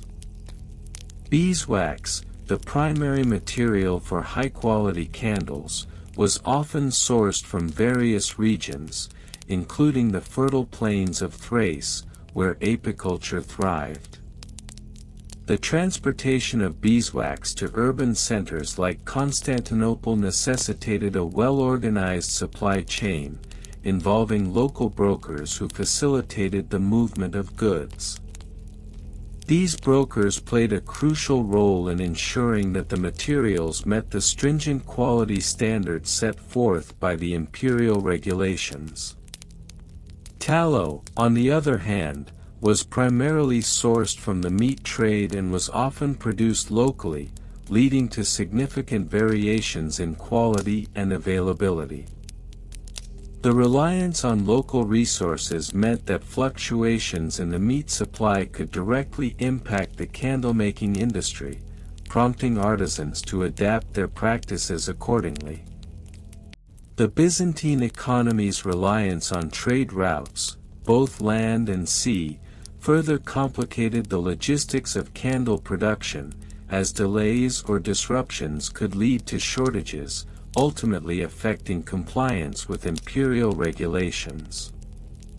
Moreover, the rise of guilds among candle makers further formalized the supply chain, as these associations sought to regulate not only the quality of candles produced but also the prices charged for their goods. The guilds often maintained stockpiles of raw materials, ensuring that their members had access to the necessary components for production, thus mitigating the risks associated with supply chain disruptions. Record-keeping methods. The meticulous record-keeping practices of the Byzantine Empire were integral to the enforcement of candle height regulations. Various bureaucratic institutions, including the aforementioned Bureau of Candle Makers, maintained extensive archives detailing the compliance of local artisans with imperial mandates. Records were often kept in the form of ledgers and scrolls, meticulously inscribed by scribes who were trained in the art of documentation. These records served multiple purposes. They provided a historical account of compliance, tracked the movement of materials, and recorded the outcomes of inspections conducted by local officials. In addition to formal records, informal methods of tracking compliance were also prevalent. Local communities often maintained their own registers, documenting the production of candles and their adherence to height regulations. These community records, while not officially sanctioned, played a crucial role in fostering a culture of compliance and accountability among local artisans. The archival materials produced during this period, while primarily focused on candle height regulations, also provide a valuable insight into the social and economic dynamics of Byzantine society. They reflect not only the bureaucratic priorities of the empire but also the intricate relationships that existed between the central authority and local communities. Conclusion. The history of Byzantine imperial candle height regulation compliance, while seemingly mundane, encapsulates a complex interplay of regional variations, bureaucratic evolution, supply chain logistics, and meticulous record-keeping. As we delve deeper into this ostensibly trivial subject, we uncover a rich tapestry of cultural practices, economic structures, and administrative frameworks that defined the Byzantine Empire. The meticulousness with which these regulations were enforced is a testament to the empire's broader commitment to order, standardization, and the pursuit of excellence in all aspects of civic life, reflecting a society deeply invested in the minutiae of its own governance. Thus, the legacy of Byzantine candle height regulation compliance, while perhaps overshadowed by more grandiose historical narratives, stands as a remarkable example of the intricate and often tedious nature of imperial governance, where even the simplest of objects, such as a candle, became the focal point of an elaborate bureaucratic apparatus, crafted to uphold the ideals of order and compliance in a vast and diverse empire. The tedious history of Byzantine imperial candle height regulation compliance, Part 8. Regional variations and comparisons. The Byzantine Empire, sprawling across vast territories from the Balkans to the Middle East, exhibited a remarkable diversity in candle height regulations, dependent on both local customs and imperial decrees. Each province, or thema, developed its own nuances in compliance standards, which were influenced by regional materials, cultural practices, and the varying fervency towards imperial directives. For instance, in the fertile valleys of Asia Minor, the abundance of beeswax contributed to a higher quality of candle production. The local artisans, particularly in cities like Ephesus and Pergamum, specialized in crafting candles that often reached the imperial height of 24 inches as stipulated in the 9th century edicts. This height was not merely ceremonial, it signified the divine light emanating from the emperors, a beacon of stability and order within the chaos of the medieval world. Conversely, in the colder climates of the northern provinces, such as Thrace, where tallow was the primary ingredient due to the lesser availability of beeswax, the candles tended to be shorter and less uniform. The harsh weather conditions necessitated a focus on practicality, leading to a common regulation of 16 inches. This resulted in a regional disparity that became a point of contention during imperial audits, as bureaucratic inspectors often found themselves embroiled in disputes over compliance. Furthermore, the significant cultural influences from neighboring territories, such as the Slavs and Arabs, also introduced variations. In the 10th century, as the Byzantine Empire encountered the Islamic caliphates, comparisons in candle use and height emerged, notably in the context of religious practices. The Islamic tradition of using oil lamps contrasted with the Byzantine preference for candles, leading to discussions about the appropriateness of height and form. Byzantine regulations often reflected this cultural exchange, assimilating elements from both traditions while maintaining a strict adherence to imperial standards. Evolution over different time periods. The evolution of candle height regulations within the Byzantine Empire can be traced through various significant historical epochs, each characterized by shifting political, religious, and economic landscapes. Initially, during the reign of Emperor Justinian I, 527 to 565 CE, a rudimentary set of guidelines was established, largely influenced by the need to standardize church practices. The edicts from this period emphasized ceremonial use, with specific heights prescribed for candles used during liturgical services.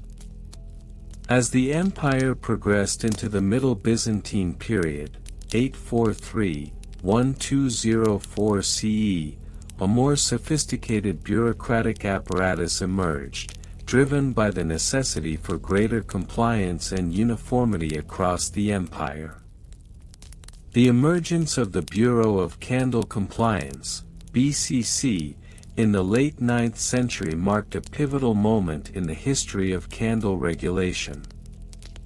This bureaucratic body was tasked with the meticulous oversight of candle production and distribution, leading to the codification of height standards into a series of formal laws. By the late Byzantine period, 1204 to 1453 CE, the decline of the empire brought about a relaxation of strict compliance mechanisms. The pressures of external threats and internal strife meant that regional variations became more pronounced, with local rulers often ignoring imperial decrees in favor of maintaining their own standards.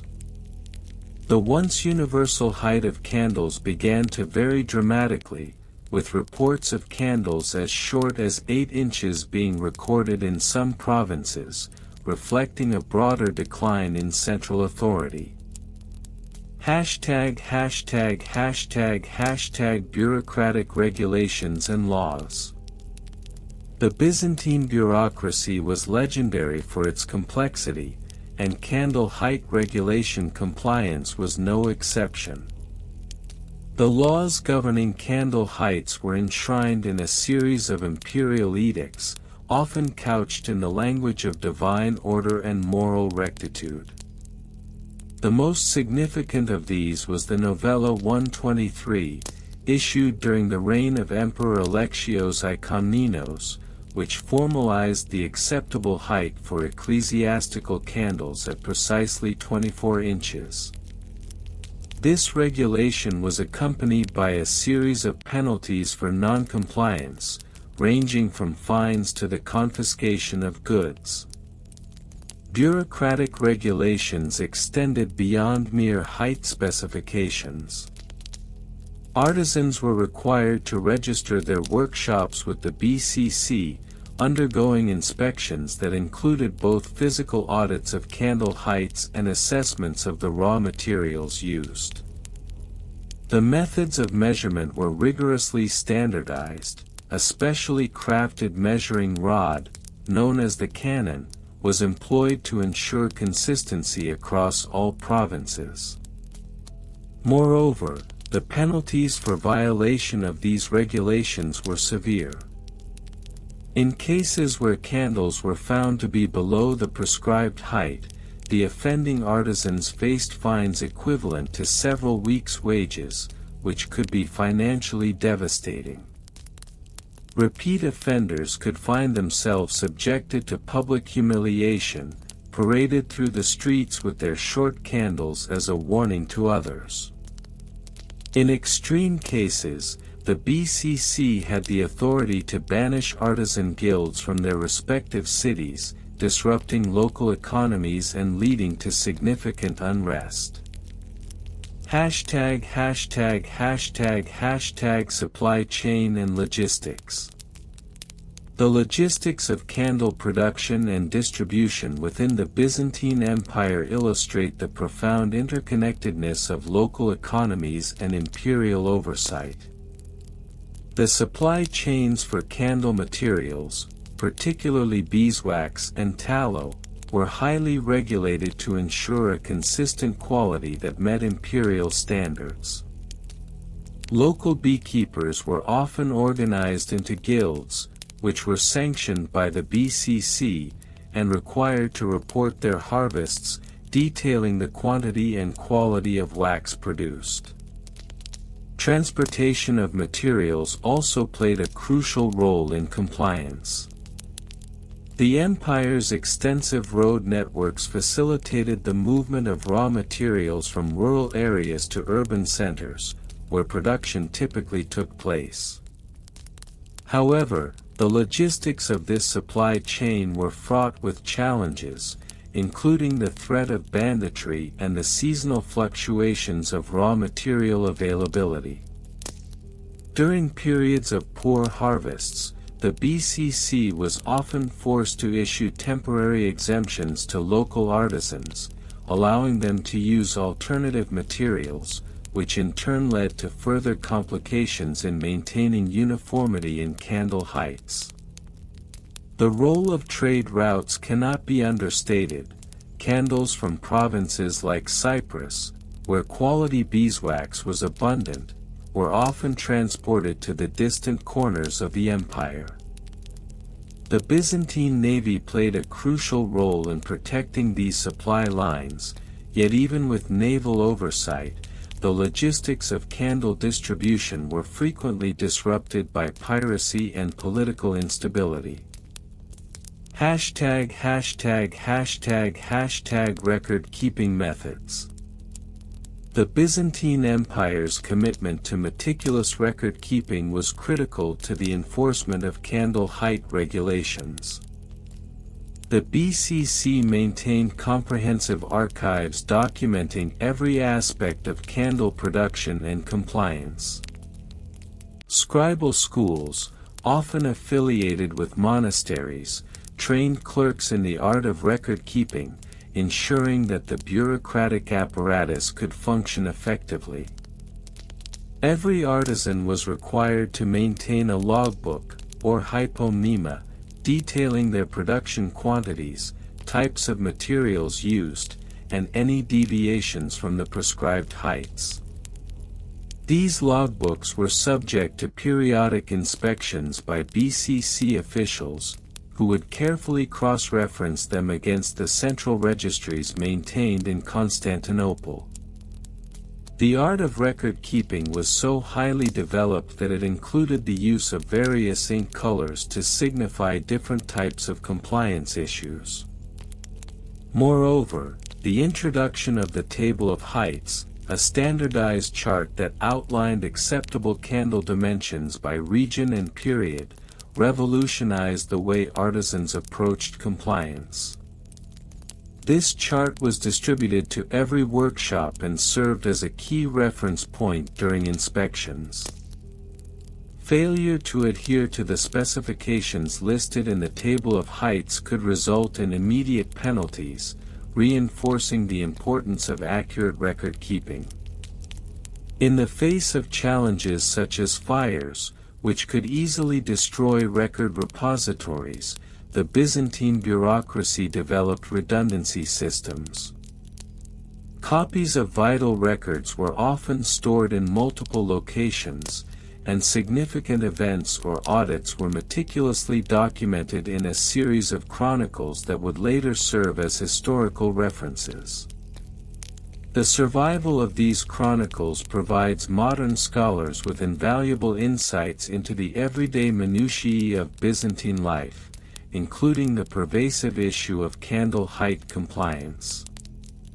###Conclusion. In conclusion, the history of Byzantine imperial candle height regulation compliance is a tapestry woven from the threads of regional diversity, bureaucratic complexity, and the relentless pursuit of uniformity amidst a backdrop of ever-changing political landscapes. The meticulous regulations, evolving over centuries, reflect a society deeply concerned with the interplay of light and legitimacy, both in the spiritual and temporal realms. As we delve deeper into this fascinating yet often overlooked aspect of Byzantine governance, it becomes evident that the regulation of something as seemingly mundane as candle height serves as a lens through which we can examine broader themes of authority, compliance, and the intricate web of daily life in the Byzantine Empire. The legacy of these regulations, while perhaps tedious, invites us to appreciate the nuanced and multifaceted nature of an empire that sought to illuminate the path of its people, one candle at a time. The tedious history of Byzantine imperial candle height regulation compliance. Part 9. Regional variations and comparisons. The Byzantine Empire, known for its complex administrative structures and diverse cultural tapestry, exhibited significant regional variations in the enforcement and adherence to candle height regulations. These variations were influenced by a multitude of factors, including local customs, climatic conditions, and the proximity of provincial capitals to Constantinople. For instance, in the provinces of Asia Minor, where the climate was conducive to the production of beeswax, candles tended to be taller and of finer quality compared to those found in the colder and more austere regions of the Balkans. In Constantinople, where the imperial court set the standard, candles were meticulously crafted to comply with the strict regulations laid down by the Bureau of Candle Compliance, BCC. This institution, established in the early 10th century, was responsible for ensuring that all candles used in imperial ceremonies, religious observances, and public events adhered to the prescribed height, which was typically set at approximately 1 Roman foot, about 11.6 inches. In contrast, in the provinces of the eastern Mediterranean, where local artisans were afforded greater leeway, variations in height were not only common but often celebrated as a testament to local craftsmanship. Comparative analyses of the records from different provinces reveal that regions such as Syria and Egypt, which had a thriving trade in imported materials, often produced candles that exceeded the imperial height standard. These candles, made from palm wax or tallow, were sometimes favored in local liturgical practices, resulting in an informal yet widespread deviation from the regulations. The local ecclesiastical authorities, in many cases, prioritized the availability and affordability of candles over strict compliance, leading to a culture of pragmatic candle production that often clashed with the overarching imperial mandates. Part 10: Evolution over different time periods. The evolution of candle height regulations within the Byzantine Empire can be traced through a series of historical phases, each characterized by distinct changes in socio-political climate, economic conditions, and technological advancements. Early records from the 4th and 5th centuries indicate that candle production was largely unregulated, with individual artisans crafting candles according to personal preference and local demand. By the 6th century, however, the burgeoning influence of Christianity necessitated a more standardized approach to candle production, particularly for use in religious ceremonies. This period saw the establishment of the first informal guidelines regarding candle height. These guidelines were often dictated by the preferences of local bishops rather than by imperial edict. As the central authority of the Byzantine Empire grew stronger, particularly under the reign of Emperor Justinian I, formal regulations began to emerge, culminating in a series of decrees that would set the stage for the rigid compliance measures of the later centuries. The 10th century marked a turning point, with the establishment of the Bureau of Candle Compliance. The BCC's creation was propelled by a desire to maintain uniformity across the empire, especially in the context of religious observances.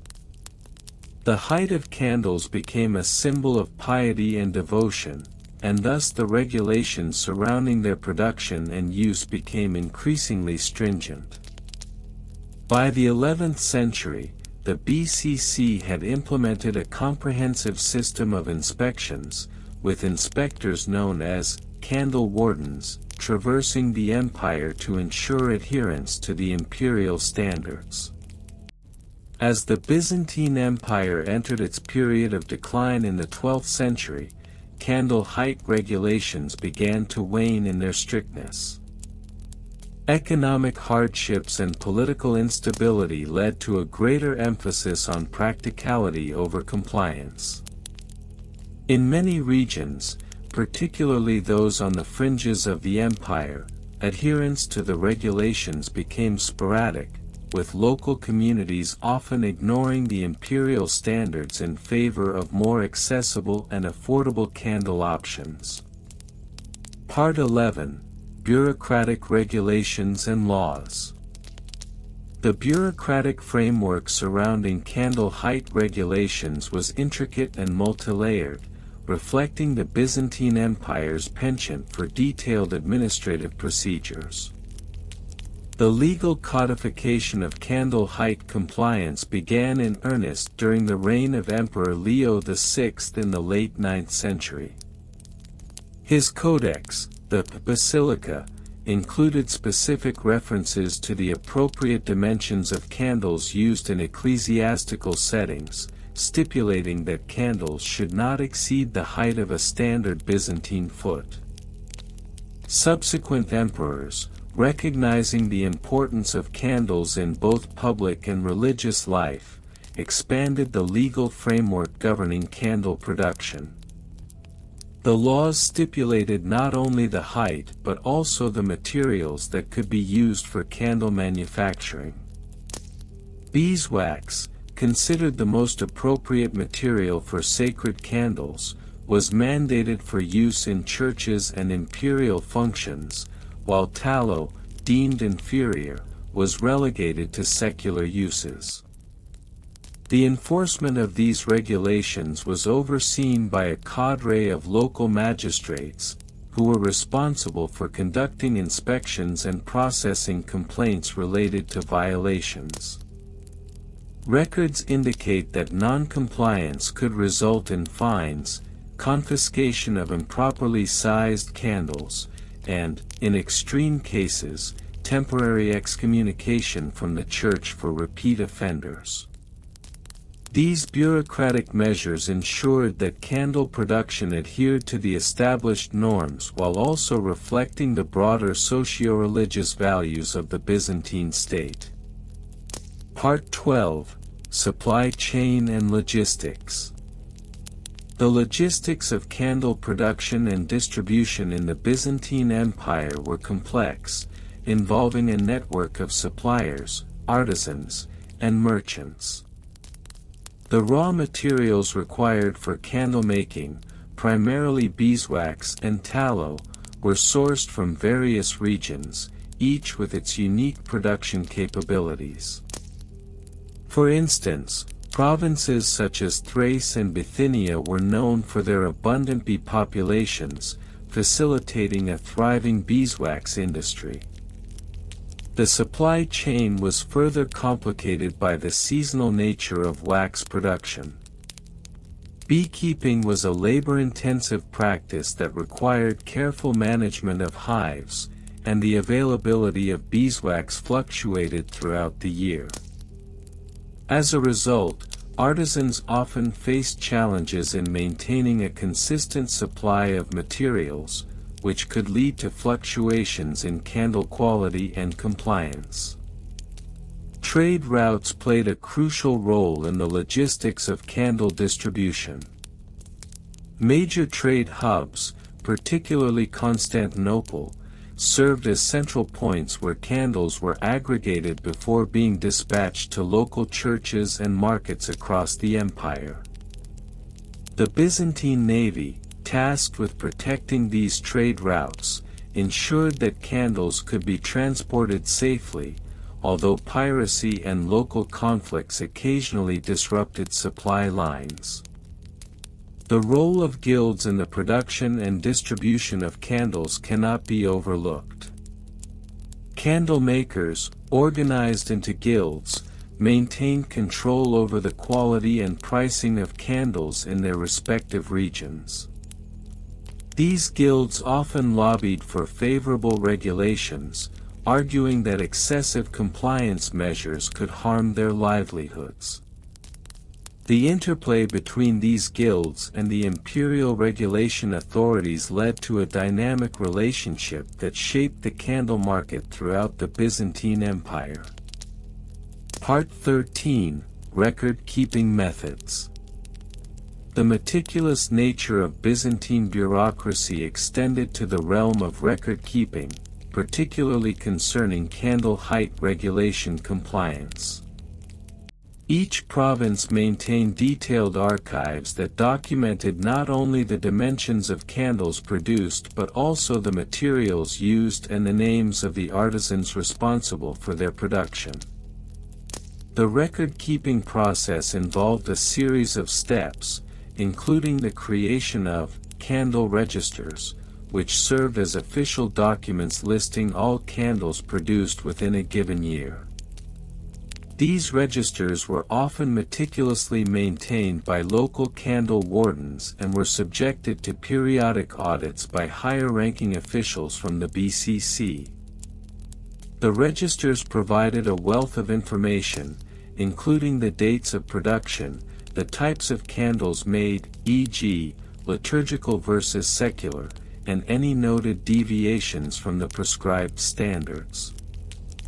The use of wax tablets and styluses for record-keeping was common during the earlier centuries of the Byzantine Empire. However, as the empire evolved, so too did its methods of documentation. By the 11th century, the introduction of parchment and ink allowed for more durable and legible records. Scribes, often trained in monastic schools, took on the task of transcribing these records, ensuring that the information remained accessible for future reference.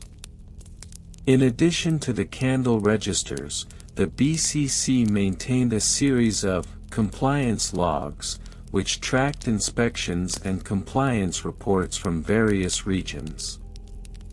These logs provided a comprehensive overview of candle production across the empire and allowed for the identification of trends, such as regions with consistent non-compliance or those that excelled in producing candles of exemplary height. The importance of these records extended beyond mere regulation. They also served as historical documents that reflected the cultural and economic trends of the time. Scholars have often turned to these records to glean insights into the broader societal values of the Byzantine Empire, particularly regarding the intersection of religion, commerce, and governance. In conclusion, the Byzantine imperial candle height regulation compliance represents a fascinating yet often overlooked aspect of the empire's bureaucratic history. Through regional variations, the evolution of regulations, bureaucratic laws, supply chain complexities, and meticulous record-keeping methods, one can glean a nuanced understanding of how a seemingly mundane aspect of daily life, candle height, became a significant focal point of imperial governance. This examination serves as a reminder of the often tedious yet vital layers of administration that characterized the Byzantine Empire, revealing the intricate connections between religion, commerce, and imperial power that defined this remarkable civilization. The history of Byzantine imperial candle height regulation compliance is a topic that, at first glance, may appear to possess little intrigue. However, upon deeper examination, we uncover a labyrinthine narrative filled with regional variations, bureaucratic complexities, and the evolution of candle-related laws across different time periods. Each aspect of this tedious history contributes to our understanding of not only the Byzantine Empire's intricate administrative systems but also the societal values and cultural practices surrounding the humble candle. Regional variations and comparisons. In the vast expanse of the Byzantine Empire, which stretched from the Italian peninsula to the eastern fringes of Anatolia, regional variations in candle height regulation compliance emerged as a testament to the empire's diverse cultural fabric. Notably, the provinces of Thrace and Asia Minor exhibited contrasting practices regarding candle usage in both religious and secular contexts. Thrace, with its proximity to the European heartland of the empire, often adhered more strictly to the regulations imposed by the imperial court in Constantinople. Here, the height of candles utilized in ecclesiastical settings was meticulously monitored. Local bishops, acting as imperial representatives, enforced candle height compliance to ensure uniformity in worship practices. The significance of a candle's height in Thrace was not merely decorative, it was believed to symbolize the divine light of Christ, making deviations from set standards a matter of theological importance. Conversely, in the more remote provinces of Asia Minor, local customs often took precedence over imperial directives. In towns such as Ephesus and Antioch, individual candle makers enjoyed a degree of latitude that allowed for experimentation with different heights and materials. These local artisans, often influenced by the prevailing Hellenistic traditions, produced candles of varying sizes, sometimes reaching extravagant heights that would have been deemed unacceptable in the imperial capital. The locals often justified these deviations by invoking regional saints or patron deities, thereby intertwining religious devotion with local craftsmanship. Such regional variations in candle height regulation compliance not only highlight the adaptability of Byzantine law but also reflect the underlying tension between imperial authority and local autonomy. This tension, while seemingly mundane, speaks to the broader dynamics of governance and the interplay of power within the Byzantine Empire. Evolution over different time periods. The evolution of candle height regulations throughout the Byzantine Empire is a fascinating chronicle, marked by significant shifts that corresponded with broader socio-political changes. During the early Byzantine period, particularly under the reign of Emperor Justinian I, 527 to 565 CE, a stringent set of regulations was codified. The Corpus Juris Civilis, while primarily focused on civil law, also touched upon the use of candles in religious ceremonies, establishing a baseline height of approximately 1 cubit, approximately 18 inches, for ecclesiastical candles. As the empire faced external pressures, particularly during the iconoclast controversies of the 8th and 9th centuries, the focus on candle height began to wane. The debates surrounding the veneration of icons often overshadowed the more mundane aspects of candle regulations. During this tumultuous period, the height of candles became a point of contention, with some factions arguing for taller candles as symbols of greater piety, while others advocated for a more modest approach in line with iconoclastic sentiments. By the late Byzantine period, particularly in the 12th century, a renewed emphasis on aesthetics and opulence emerged, influenced by the wealth accumulated through trade and diplomacy. Candle makers began to craft ornate candles, often embellished with gold leaf and intricate designs, leading to a loosening of the rigid height regulations established earlier. The imperial court, eager to showcase the splendor of Byzantium, turned a blind eye to the increased heights of candles, which were now seen as reflections of the empire's prosperity rather than mere objects of religious significance. This evolution over time reflects a broader narrative of how societal values shifted, allowing for greater flexibility in compliance with regulations that were once deemed sacrosanct. The interplay between external pressures and internal cultural shifts contributed significantly to the changing landscape of Byzantine candle height regulation. Bureaucratic regulations and laws.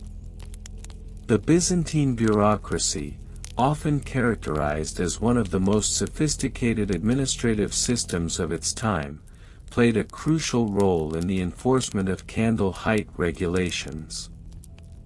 The logothetes, or fiscal officials, were responsible for overseeing various aspects of daily life, including the regulation of candle heights used in both public and private spheres.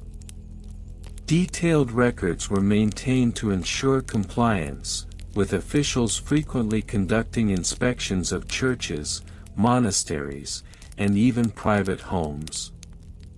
Regulations were codified in an elaborate system of laws that specified not only the acceptable heights of candles but also the types of materials permissible for their manufacture. For instance, beeswax was highly favored for ecclesiastical candles due to its purity and association with divine light, while tallow candles, though cheaper and more accessible, were often relegated to secular use.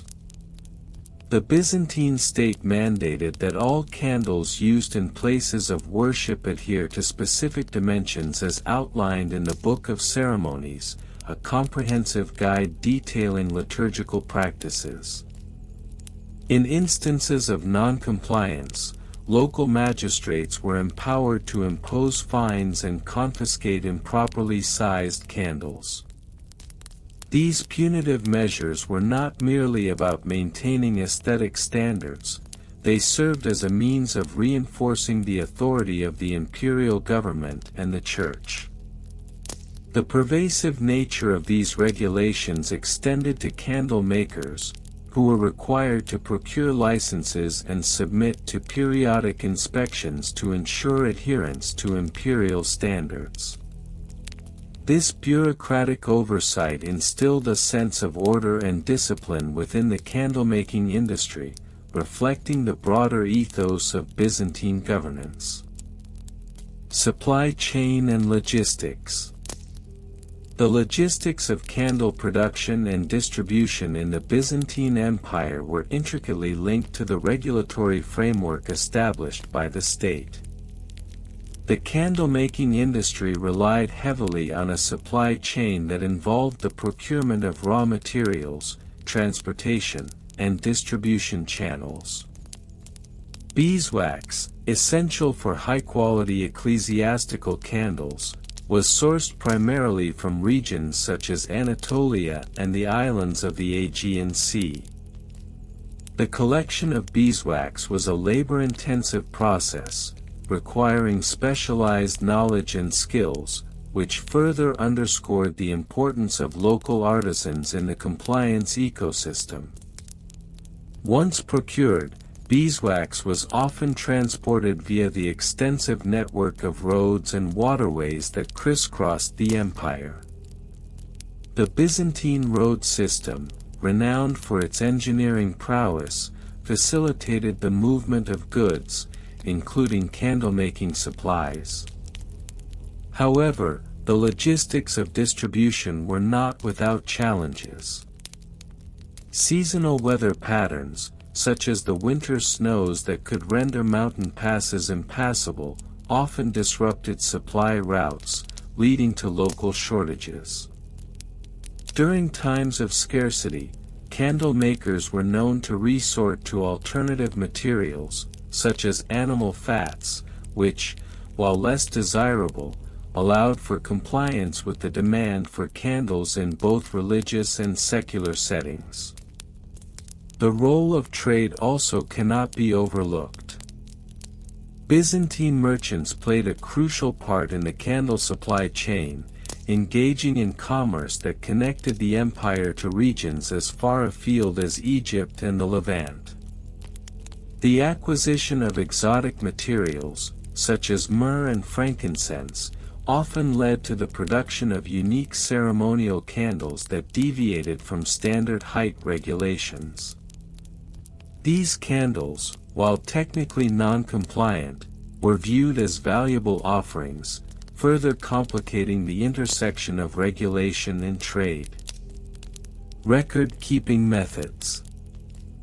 The Byzantine Empire's meticulous approach to record-keeping and documentation is a hallmark of its administrative sophistication. Within the context of candle height regulation compliance, various methods were employed to maintain accurate records of production, distribution, and compliance. The diatheke, or official records, were often kept in the offices of local magistrates and were essential for tracking the activities of candle makers and the compliance of individual candles with established regulations. Scribes, skilled in the art of calligraphy and record-keeping, played a vital role in this system. They meticulously documented inspections, noting the heights of candles, the materials used, and any infractions that occurred. In cases of non-compliance, detailed accounts were created to provide a comprehensive overview of the circumstances leading to the violation. These records served as a historical archive, preserving the intricate relationship between candle height regulations and the broader societal context. Furthermore, the advent of the codex during the Byzantine period allowed for more efficient record-keeping compared to earlier scrolls. This innovation facilitated the organization of information, enabling officials to reference past regulations and compliance histories with greater ease. The use of seals and stamps to authenticate documents became standard practice, further solidifying the legitimacy of records related to candle height compliance. In conclusion, the tedious history of Byzantine imperial candle height regulation compliance is a multifaceted narrative, revealing the complexities of regional variations, bureaucratic regulations, and the evolution of laws over time. The interplay of supply chain logistics and meticulous record-keeping underscores the significance of this seemingly mundane aspect of Byzantine life. As we delve into the depths of this history, we uncover not merely a tale of candles but a reflection of the broader administrative and cultural dynamics that defined one of history's most enduring empires. #The tedious history of Byzantine imperial candle height regulation compliance. The Byzantine Empire, a melting pot of cultures and a bastion of Christian orthodoxy, was marked by an array of regulations, rituals, and traditions, some of which may strike the modern observer as peculiar or even trivial. Among these, the regulation of candle heights within the imperial court and religious institutions stands out as an extraordinary testament to the Byzantine penchant for orderliness and the symbolism tied to light. As we embark on an exhaustive exploration of this subject, we will delve into minor historical figures who played a role in enforcing these regulations, specific case studies with precise dates, comparative analyses with candle regulations in other regions, archaeological findings, and plausible primary source quotations that elucidate this fascinating aspect of Byzantine culture. Minor historical figures and their roles. While emperors such as Justinian I and Constantine the Great are often highlighted in discussions about the Byzantine Empire, a number of lesser-known figures significantly influenced the implementation and enforcement of candle height regulations. One such figure was Basil the Notary, a bureaucrat active during the late 8th century. Basil authored a detailed treatise titled De Candelis Imperii, in which he meticulously outlined the required height for candles used in imperial ceremonies, which he suggested should not exceed 18 inches, lest they distract from the solemnity of the proceedings. Another notable figure was Eudocia, the empress consort of Theodosius II, who took a particular interest in the aesthetics of religious observance. In 421 AD, Eudocia commissioned a series of regulations that described not only the height of candles but also their diameter and the material from which they should be made. She stated in her directives, "A candle that flickers in the wind of distraction is no beacon of faith, thus emphasizing the importance of stability in both flame and form in ecclesiastical settings. ### Specific case studies with dates. One of the most pivotal moments in the history of candle regulation occurred during the reign of Emperor Leo VI, also known as Leo the Wise, from 886 to 912 AD. In 907 AD, he issued a comprehensive edict known as the Candelarium Ordinance, which established a standardized height of 12 inches for all candles used in the Great Church of Hagia Sophia. This regulation was the result of a significant fire caused by an overly tall candle that had ignited the wooden rafters of the church's dome. Following this incident, Leo VI decreed that the sacred illumination must remain within bounds, lest we invite the wrath of heaven upon our sacred space. Subsequent to the Candelarium Ordinance, a notable case unfolded in 934 AD, during the Patriarchate of Constantinos II. In an effort to enforce compliance, he established a series of inspections where representatives would measure candles using a standardized rod, which was precisely 12 inches long, crafted from olive wood. Any deviation from the prescribed height resulted in the imposition of fines on the offending church or individual, with the revenue generated funneled into the reconstruction of less fortunate parishes. ### Comparative analysis with other regions. When comparing the Byzantine approach to candle regulation with that of other regions, particularly the Latin West, we find intriguing contrasts. In 10th century France under the rule of Hugh Capet, candle regulations were more lenient and focused primarily on the quantity rather than the height. The French edicts of 988 AD stipulated that each parish must provide one candle per altar, in the largest size manageable by the clergy. This flexibility often resulted in inconsistencies, leading to a chaotic array of candle heights, which were often the subject of contention during church assemblies. In contrast, the Byzantine Empire's adherence to strict measurements can be juxtaposed with the more chaotic candle practices of Islamic regions during the same period. The Fiqh al-Nur, a collection of Islamic rulings on light sources, emphasized the importance of using oil lamps over candles, primarily due to the practicality and availability of materials in the region. However, where candles were utilized, particularly in the context of Sufi mysticism, there were no specific height regulations, allowing for a much broader interpretation of what constituted an appropriate candle. ### Archaeological findings and interpretations.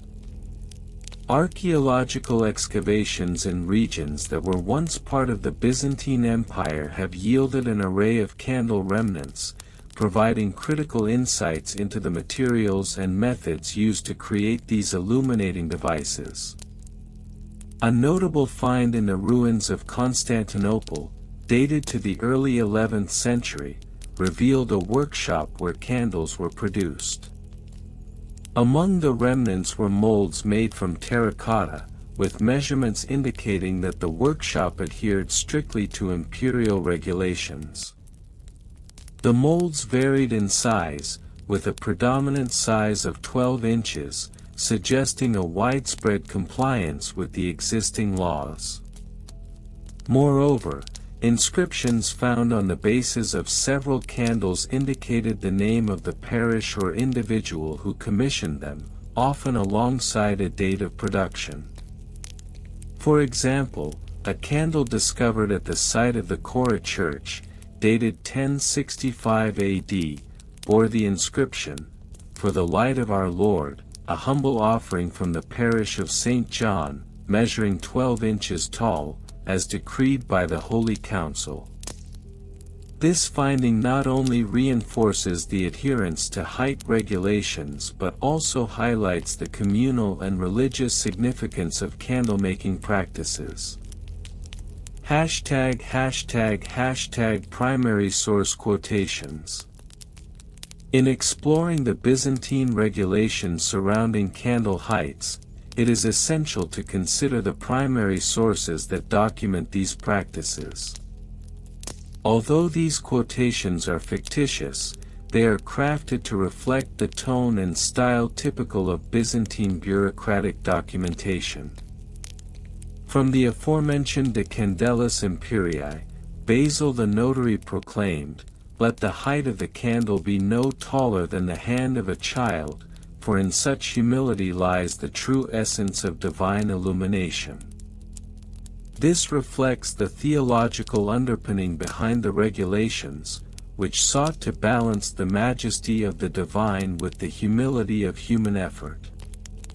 In another fictitious yet plausible source, the Patriarch Constantinos II is quoted as stating during a council meeting in 935 AD, "In the presence of the Almighty, let our candles stand equal, lest the pride of one overshadow the piety of another." This statement captures the essence of the communal spirit that guided these regulations, emphasizing equality in worship. ### The cultural significance of candle height regulations.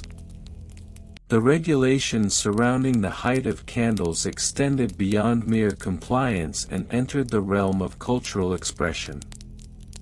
In Byzantine society, candles were not just mere sources of light, they represented piety, hope, and the presence of the divine. The height of the candle became a symbol of the worshipper's devotion, with deviations from the norm interpreted as a sign of disrespect to the divine order. Furthermore, the ritual of lighting candles was intricately tied to the liturgical calendar, with specific heights prescribed for different feasts and fasts. For instance, during the Feast of the Transfiguration, it was customary to use candles measuring exactly 15 inches, symbolizing the transformative light of Christ. This variance in height for specific occasions underscores the intricate relationship between ritual and regulation in Byzantine society. ### Conclusion. In conclusion, the Byzantine imperial regulations concerning candle height, while seemingly mundane, reveal a complex interplay of cultural, religious, and bureaucratic elements.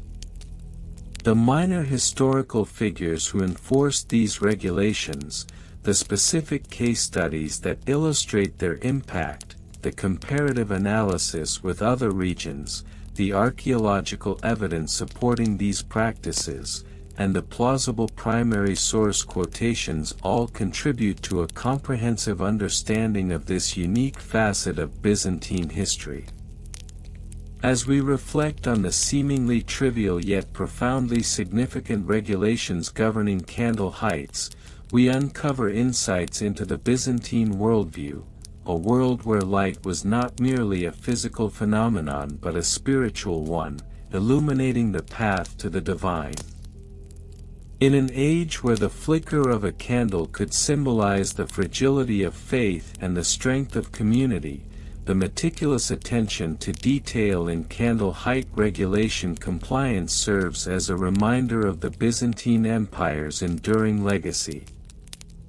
The history of Byzantine imperial candle height regulation compliance is a fascinating yet often overlooked aspect of Byzantine administrative governance, reflecting the complexities of societal norms and the minutiae of daily life in the empire. In this extensive exploration, we will delve into various facets of this topic, focusing on minor historical figures, specific case studies, comparative analyses with other regions, archaeological findings, and primary source quotations that, while invented, remain plausible within the context of the era. Minor historical figures and their roles. While figures such as Emperor Justinian I and Theodora are often celebrated in historical accounts, a plethora of lesser-known individuals played significant roles in the implementation and enforcement of candle height regulations. One such figure was Agapitos of Thessalonica, a minor bureaucrat whose meticulous records from the mid-6th century provide insight into the stringent enforcement of candle height regulations. His writings detail the specific measurements that were deemed acceptable for candles used in imperial ceremonies, which were often dictated by the rank and status of the participants. In the year 546, Agapitos noted in his scrolls, the height of the candles at the imperial throne must not exceed 3 cubits, lest they overshadow the dignity of the emperor himself. This quote, while fabricated, embodies the essence of the bureaucratic mindset surrounding these regulations. Agapitos' efforts to standardize candle heights reflected a broader societal obsession with order and hierarchy. Another notable figure was Strategios of Nicaea, an obscure yet pivotal character in the late 8th century, who championed the Candle Height Edict of 773. This edict was a response to the growing concerns of candle-related accidents during religious ceremonies. Strategios, serving under Emperor Constantine VI, proposed a regulatory body to oversee candle production and distribution throughout the empire, ensuring compliance with newly established height standards. His contributions, while not celebrated in mainstream historical narratives, were crucial in forging a systematic approach to candle management that would resonate through the annals of Byzantine governance. Specific case studies with dates. One particularly illustrative case study emerged in 935 AD during the reign of Emperor Romanos I. A scandal broke out involving the Patriarch of Constantinople, who was found to be using candles that exceeded the maximum height regulation by a significant margin. This incident, known as the Candle Scandal of 935, erupted into a citywide debate about the adherence to imperial regulations. The height in question was reported to be 4 cubits, well above the 3 cubits stipulated by the imperial decree of 908. The repercussions were swift. A public trial was held in the Hippodrome, drawing crowds reminiscent of the gladiatorial games. Witness accounts from the time noted, the Patriarch stood before the people, a towering figure in the flickering candlelight, surrounded by the towering flames of his excess. This trial not only highlighted the seriousness with which the Byzantine state approached candle height regulation but also the intricate relationship between the church and the state, as both parties grappled with the implications of adherence to imperial edicts. Comparative analysis with other regions. In comparative terms, the Byzantine Empire's candle height regulations stand in stark contrast to those of contemporaneous regions, particularly the Carolingian Empire. While Byzantium was preoccupied with the intricacies of candle length as a reflection of hierarchy and propriety, the Carolingian Empire, under Charlemagne, focused more on the quantity and quality of light sources in general, prioritizing the illumination of monasteries and public spaces over strict height regulations. In a decree issued in 800 AD, Charlemagne emphasized, "Let there be light," and may it shine upon all equally, reflecting a practical approach to lighting rather than an obsession with measurement. In contrast, Byzantine authorities often engaged in lengthy debates about the implications of candle height for social order, revealing a cultural preoccupation with the symbolism inherent in such regulations. The divergence in regulatory focus between these two empires highlights the differing priorities and governance styles of the time.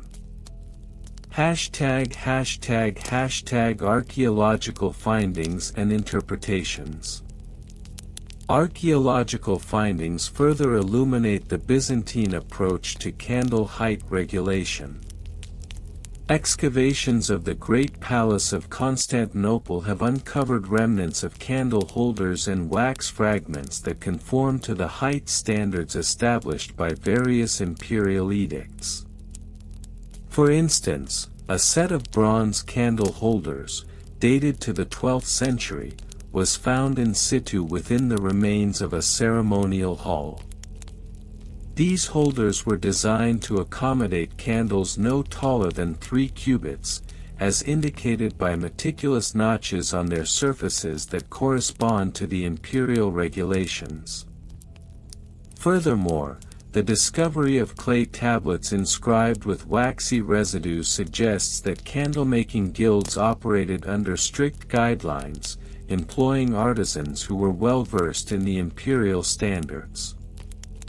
Interpretations of these findings reveal that the production of candles was not merely a craft but rather an extension of the imperial bureaucracy, with guilds required to submit samples for inspection by designated officials.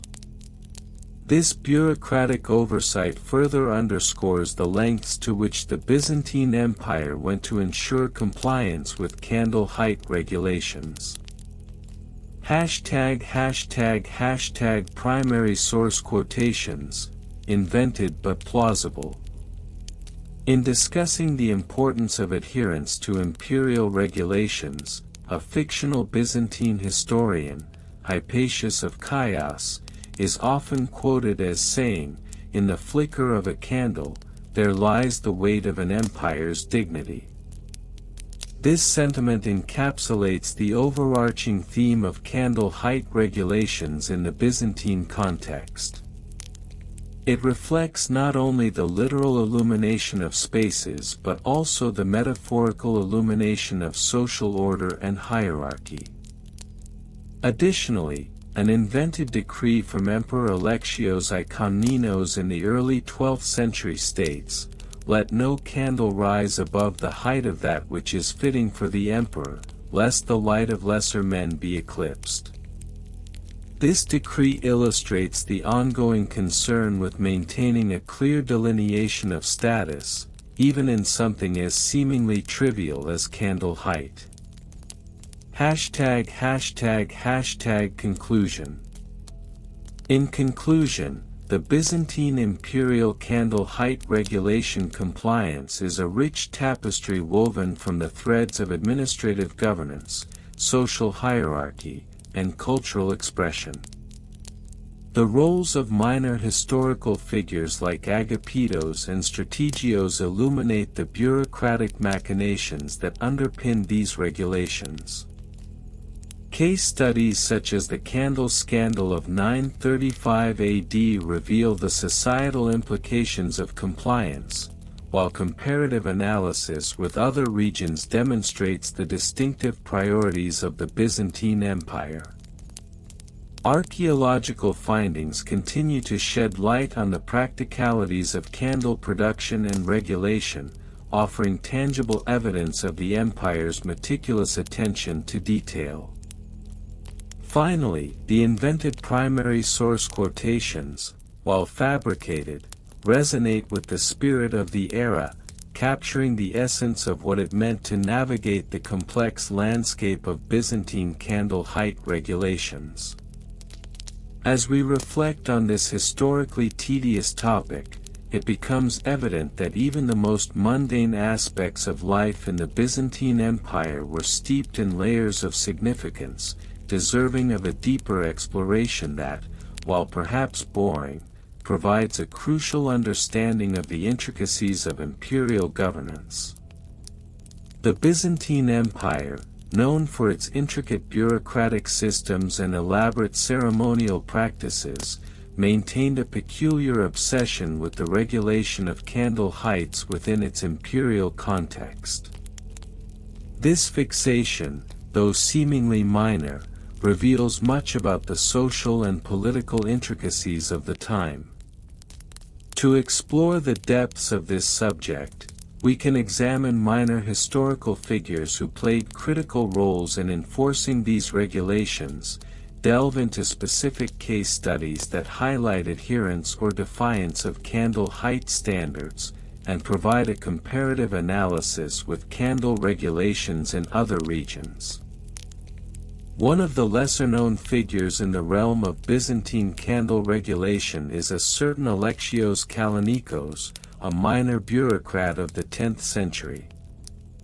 Kallinikos, whose duties were primarily tied to the Department of Ceremonial Affairs, a division within the larger Bureau of Imperial Protocol, was responsible for overseeing the production and distribution of ceremonial candles used during imperial functions. According to a compilation of administrative records, Kallinikos was described as meticulous in his duties, often measuring the height of candles with a precision that would make a carpenter weep. His efforts ensured that candles burned uniformly, thus maintaining the aesthetic integrity of the imperial rites. In the year 943, Kallinikos organized a grand ceremony to celebrate the anniversary of Emperor Romanos II's ascension to the throne. This event was marked not only by the presence of dignitaries and foreign ambassadors but also by the meticulous arrangement of ceremonial candles. Each candle was to measure precisely 18 inches, as per the Imperial Edict of 917, which had established this standard in order to create a uniform lighting effect during the evening festivities. Kallinikos, however, faced a significant challenge when a shipment of candles from a local monastery arrived, measuring a full inch shorter than mandated. In a letter, Kallinikos lamented, "What dark omen befalls us when the sacred lights of our emperor are diminished by the folly of a mere inch?" His insistence on adhering to the imperial standards underscores the importance placed on such trivialities in the grand tapestry of Byzantine governance. Another intriguing case study occurred in 1054, during the festivities surrounding the marriage of Princess Anna Porphyrogenita to Duke Vladimir of Kiev. The imperial court prepared for an event of great significance, intended to bolster diplomatic relations and showcase the glory of the Byzantine Empire. In the months leading up to the wedding, an edict was issued mandating a new standard for the height of wedding candles, which were to be set at 2 feet to symbolize the union of the two powerful families. This decree was met with mixed reactions. Some nobles viewed it as an opportunity to display their wealth by commissioning extravagantly tall candles, while others grumbled about the increased costs associated with such elaborate displays. At the wedding, a particular nobleman, Count Theodoros, presented candles towering at an astonishing 3 feet, immediately drawing the ire of the imperial protocol officers. The event came to a halt as Kallinikos, by then an elder statesman in the Bureau of Imperial Protocol, was summoned to adjudicate the matter. He asserted, "Let it be known that the measure of a man's worth is not in the heights of his candles but in the depths of his humility."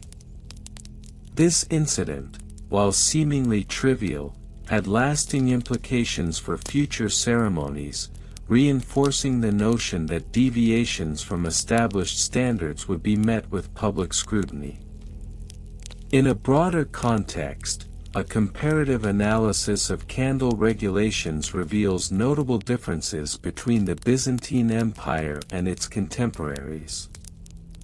For instance, in the Carolingian Empire, candle height was often left to individual churches and local lords, resulting in a patchwork of standards.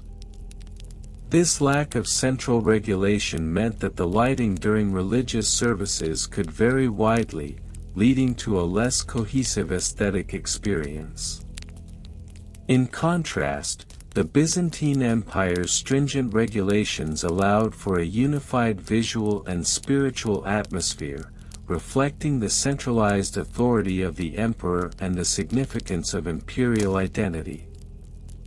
Archaeological findings relating to candle height regulation compliance have also provided insights into the Byzantine approach to ceremonial lighting. Excavations at the Great Palace of Constantinople in the early 20th century unearthed remnants of candle holders and wax stubs, many of which were inscribed with height specifications. These artifacts have been crucial in substantiating historical accounts of the strict adherence to candle height regulations. A particularly notable finding was a set of ornate bronze candle holders, each engraved with a measurement guide that indicated the prescribed height of 18 inches.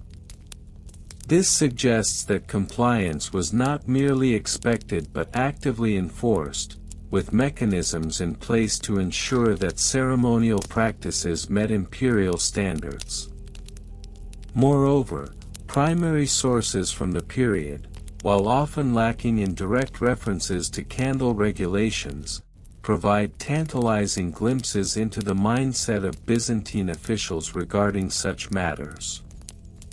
An invented quote from a fictional Byzantine historian, Georgios of Nicaea, encapsulates the sentiment of the time.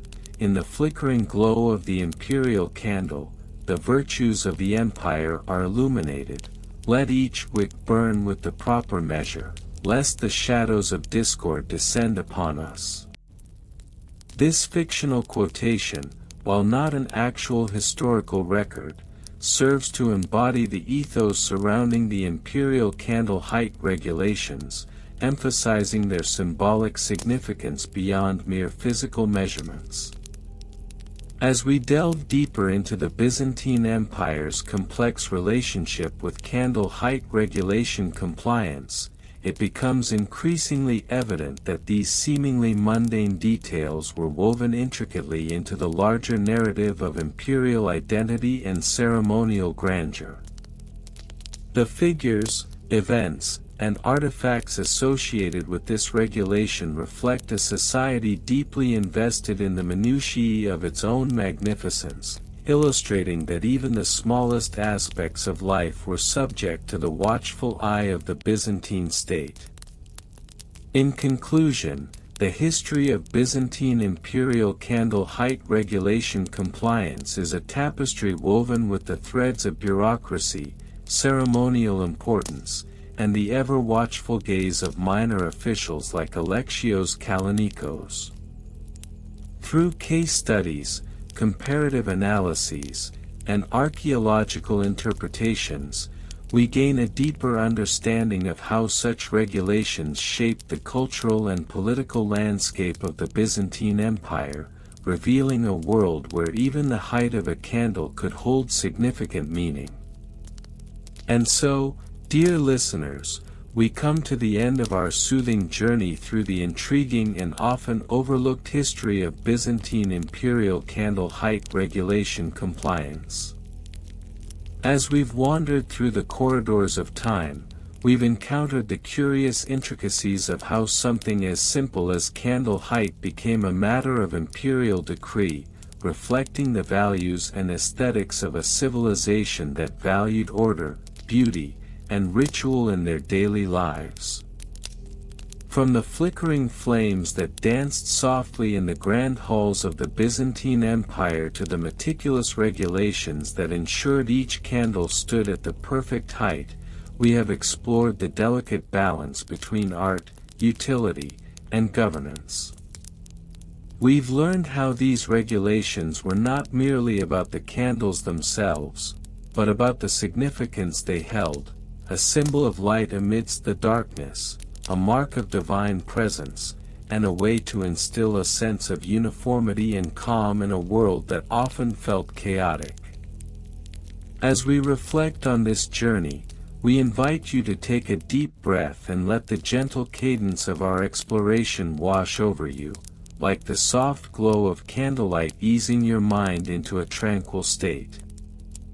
The stories of the past can sometimes feel distant, yet they remind us of the delicate threads that connect us to history, showing us how every detail, no matter how minute, can play a role in the larger tapestry of human experience. Thank you for joining us tonight, for allowing us to guide you through this unique historical narrative. We hope that the soothing tones of our discussion have provided you with a sense of comfort and calm, perhaps even lulling you into a state of relaxation as you prepare for a restful night. Remember, if you wish to revisit any part of this fascinating tale, you can replay this video whenever you need a moment of tranquility or a gentle reminder of the beauty found in the details of life. As you settle into your cozy bedding, may the gentle whispers of history cradle you into a peaceful slumber. Let your thoughts drift away like the flickering light of a candle, illuminating your dreams with warmth and serenity. May you find comfort in the knowledge that, like those who meticulously measured candle heights in the past, you too are part of a beautiful continuum, where your own story unfolds in the quiet hours of the night. So close your eyes, dear friends, and surrender to the embrace of sleep. Wishing you a night filled with sweet dreams and serene thoughts. Peaceful good night.